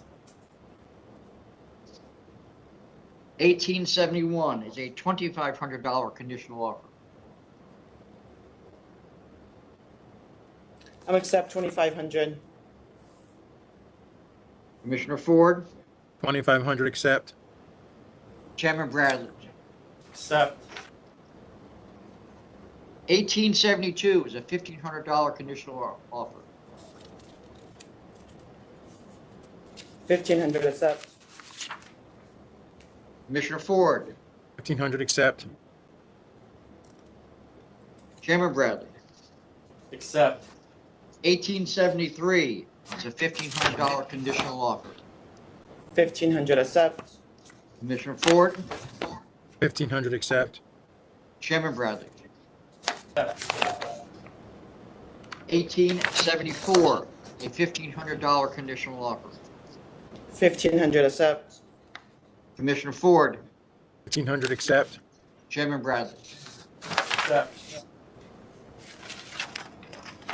1875, 76, and 77. This is a $6,000 conditional offer.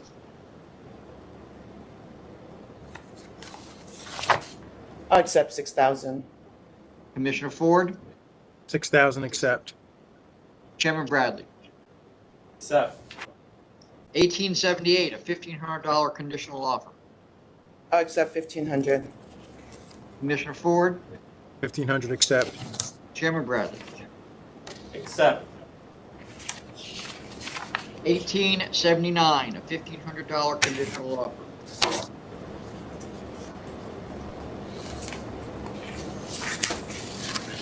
I'm going to accept 1,500.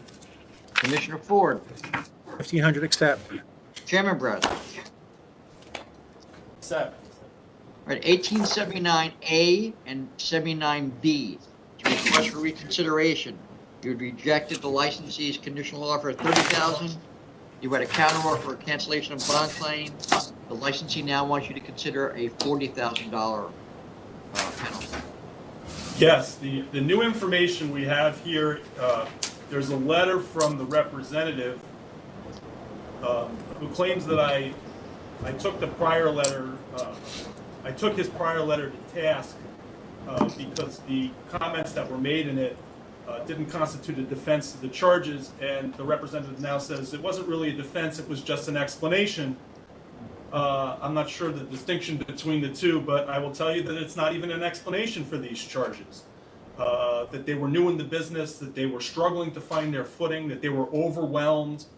Yeah, that may have been true at one point, but then I sent an email in detail explaining all the reasons why the licensee was in significant trouble, but we had decided not to seek a suspension. But be warned, and the licensee acknowledged that email and then went ahead and did the same thing and got the license suspended and now faces the board's decision of cancellation. So that was the representative's letter. There's also a letter from the licensee that in which she claims that this final ignoring of her obligations to follow the law had really nothing to do with the explanation that counsel had previously offered, but was instead because she was not feeling well. I believe she was pregnant. Her husband was covering the location, and she had forgotten that she had a private event scheduled in the midst of the pandemic on the heels of receiving an email from the general counsel of the SLA saying, you're on essentially double secret probation. She also says she claims she's going to hire a manager now, although she doesn't identify the name of that manager or put in a PQ or anything like that. And asks that the board reconsider and adds $10,000 to the prior offer. That's all I have to say. Just for the record, the supplemental material from the representative does indicate They hire a manager. they hire a manager with the resume and that person's information. Oh, okay. But I a didn't see personal that. questionnaire would still be required. Okay. All right, with that, Commissioner Fan.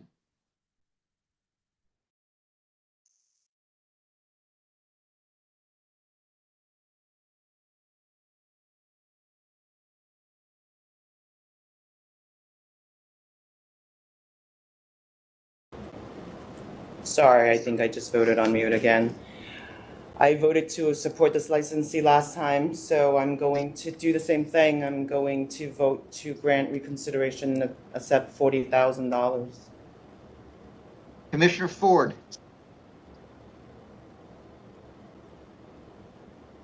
I will vote to grant reconsideration and accept the 40,000 as well.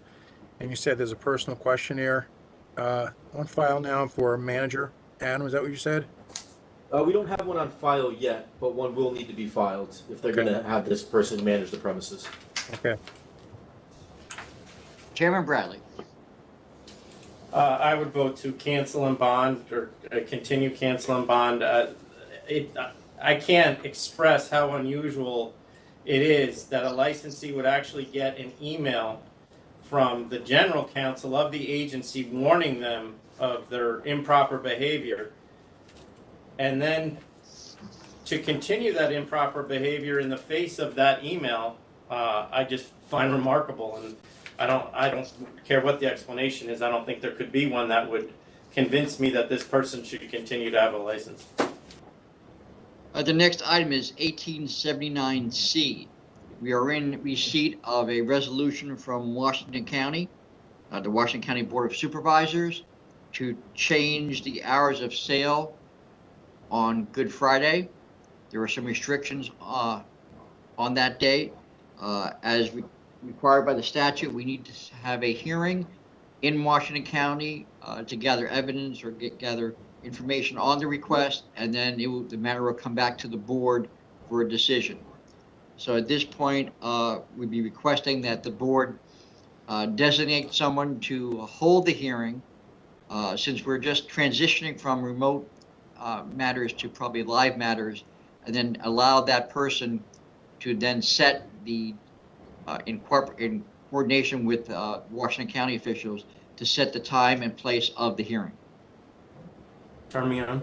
So just for the other commissioners, because I don't know that you've been faced with one of these before. Generally, since I've been here, I have either done the hearing myself or an ALJ is sent to do the hearing.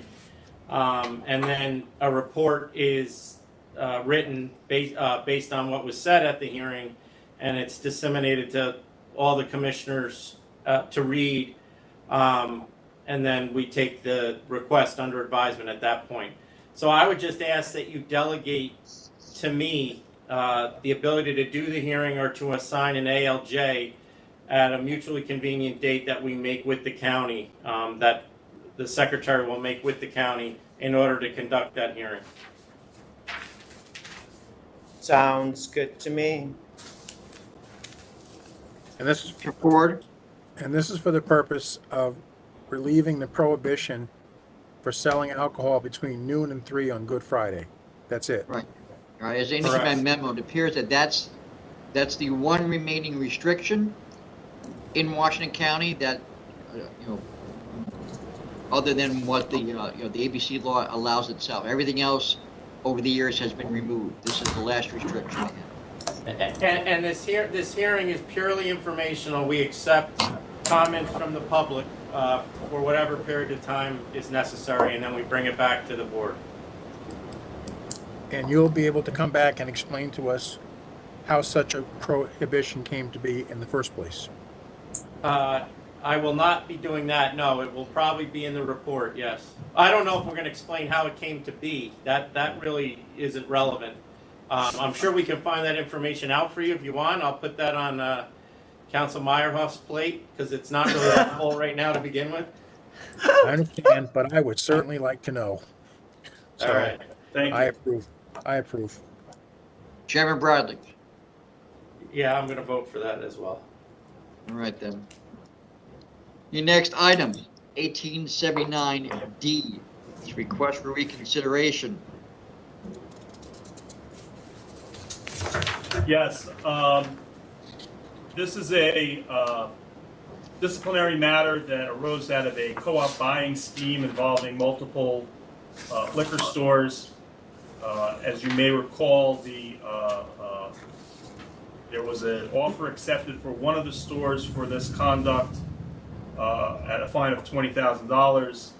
Then this particular licensee's disciplinary case came up before the board, and I believe at the board meeting, at least if representative is quoting accurately, suggestion was made that this applicant, that this licensee was the ringleader of the group and therefore deserved different treatment, and the board countered at cancel and bond. The reconsideration says, well, I've now received what the members had through a Freedom of Information Law request, I believe, and he wasn't the ringleader. Well, I don't know if ringleader was the word that was used or not, but we do have statements from the other liquor stores, which the board has been provided with, that say that the owner of the wine authority, this particular client, this particular licensee, initiated the co-op buying scheme with them. Maybe ringleader isn't the right word for that, but maybe initiator is. But I don't think that it was unfair for the board to consider, or for me to characterize, if it was me that did it, this licensee as being in a different position from the other one whose discipline was addressed earlier.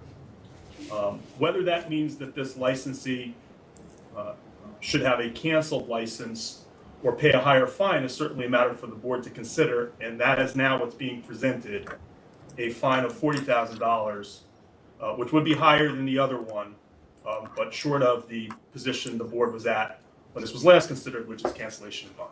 Thank you. All right, with that, Commissioner Fan.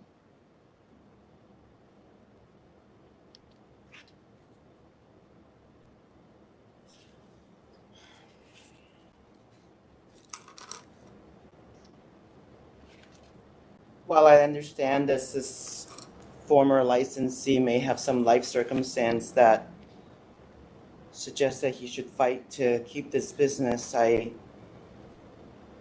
find it very, very difficult to give them back this license since we issued this license in 2017.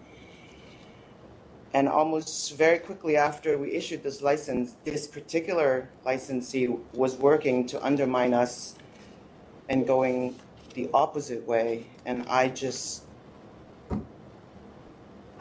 can't support that. I just don't see how we could give this back. And so I'm going to vote no on reconsideration. All right, Commissioner Ford.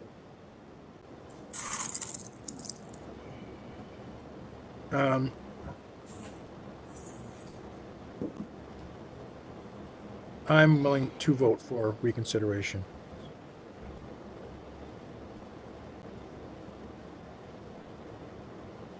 Chairman Bradley. Yeah, I'm going to vote not to reconsider. I think that based on the evidence that we have, that this licensee certainly took a bigger role, and the typical fine in these instances is cancellation. So I vote to. I'm going to stick with my previous fine. All right, the next item I have is 1879E. It's a request for declaratory ruling. Yeah, can we go on the record? Yeah. So this is a matter that concerns a 500-foot grandfather clause, and a question of whether it's a declaratory ruling on whether there was continuous licensing in a location that the prior license ended a little over 2 years ago. It would be unusual for the board to consider that continuous licensing unless there's an explanation for why the license was not, why the gap in time. That we do have the representation that there's been no intervening use of the premises, but we don't yet have an explanation other than an email I received from counsel, which is not part of the record the board has seen, as to why it was closed for approximately a year before COVID started. So because this matter and that issue is not, would be an extension, if this were to be granted, it would be an extension of this continuous use period significantly beyond where we've gone before. Yeah, I think we should get more information, credible information for the board to consider with this request before it rules on it. So I'm going to ask that this be adjourned, and I will ask counsel to provide that. I also understand that the 500-foot hearing in this case has already been scheduled. It's a submission, so I think we should ask what the client is asking, that this just be, that the 500-foot be extended until after this is ruled on, which makes sense. What's the damage with just going through with the 500-foot anyway to save time? All this does is mean that if there is a decision written, that if we do grandfather it in, the 500-foot decision is of no consequence and we don't even review it. So we could proceed with the 500-foot hearing, I think. All right. If it came out unfavorable. Since it I is. can make this submission. Yeah, since it is I on don't want to paper. inconvenience an ALJ is the only thing. To review it and write an opinion if it's not necessary. Well, it's between you guys then, I don't care. We can discuss off.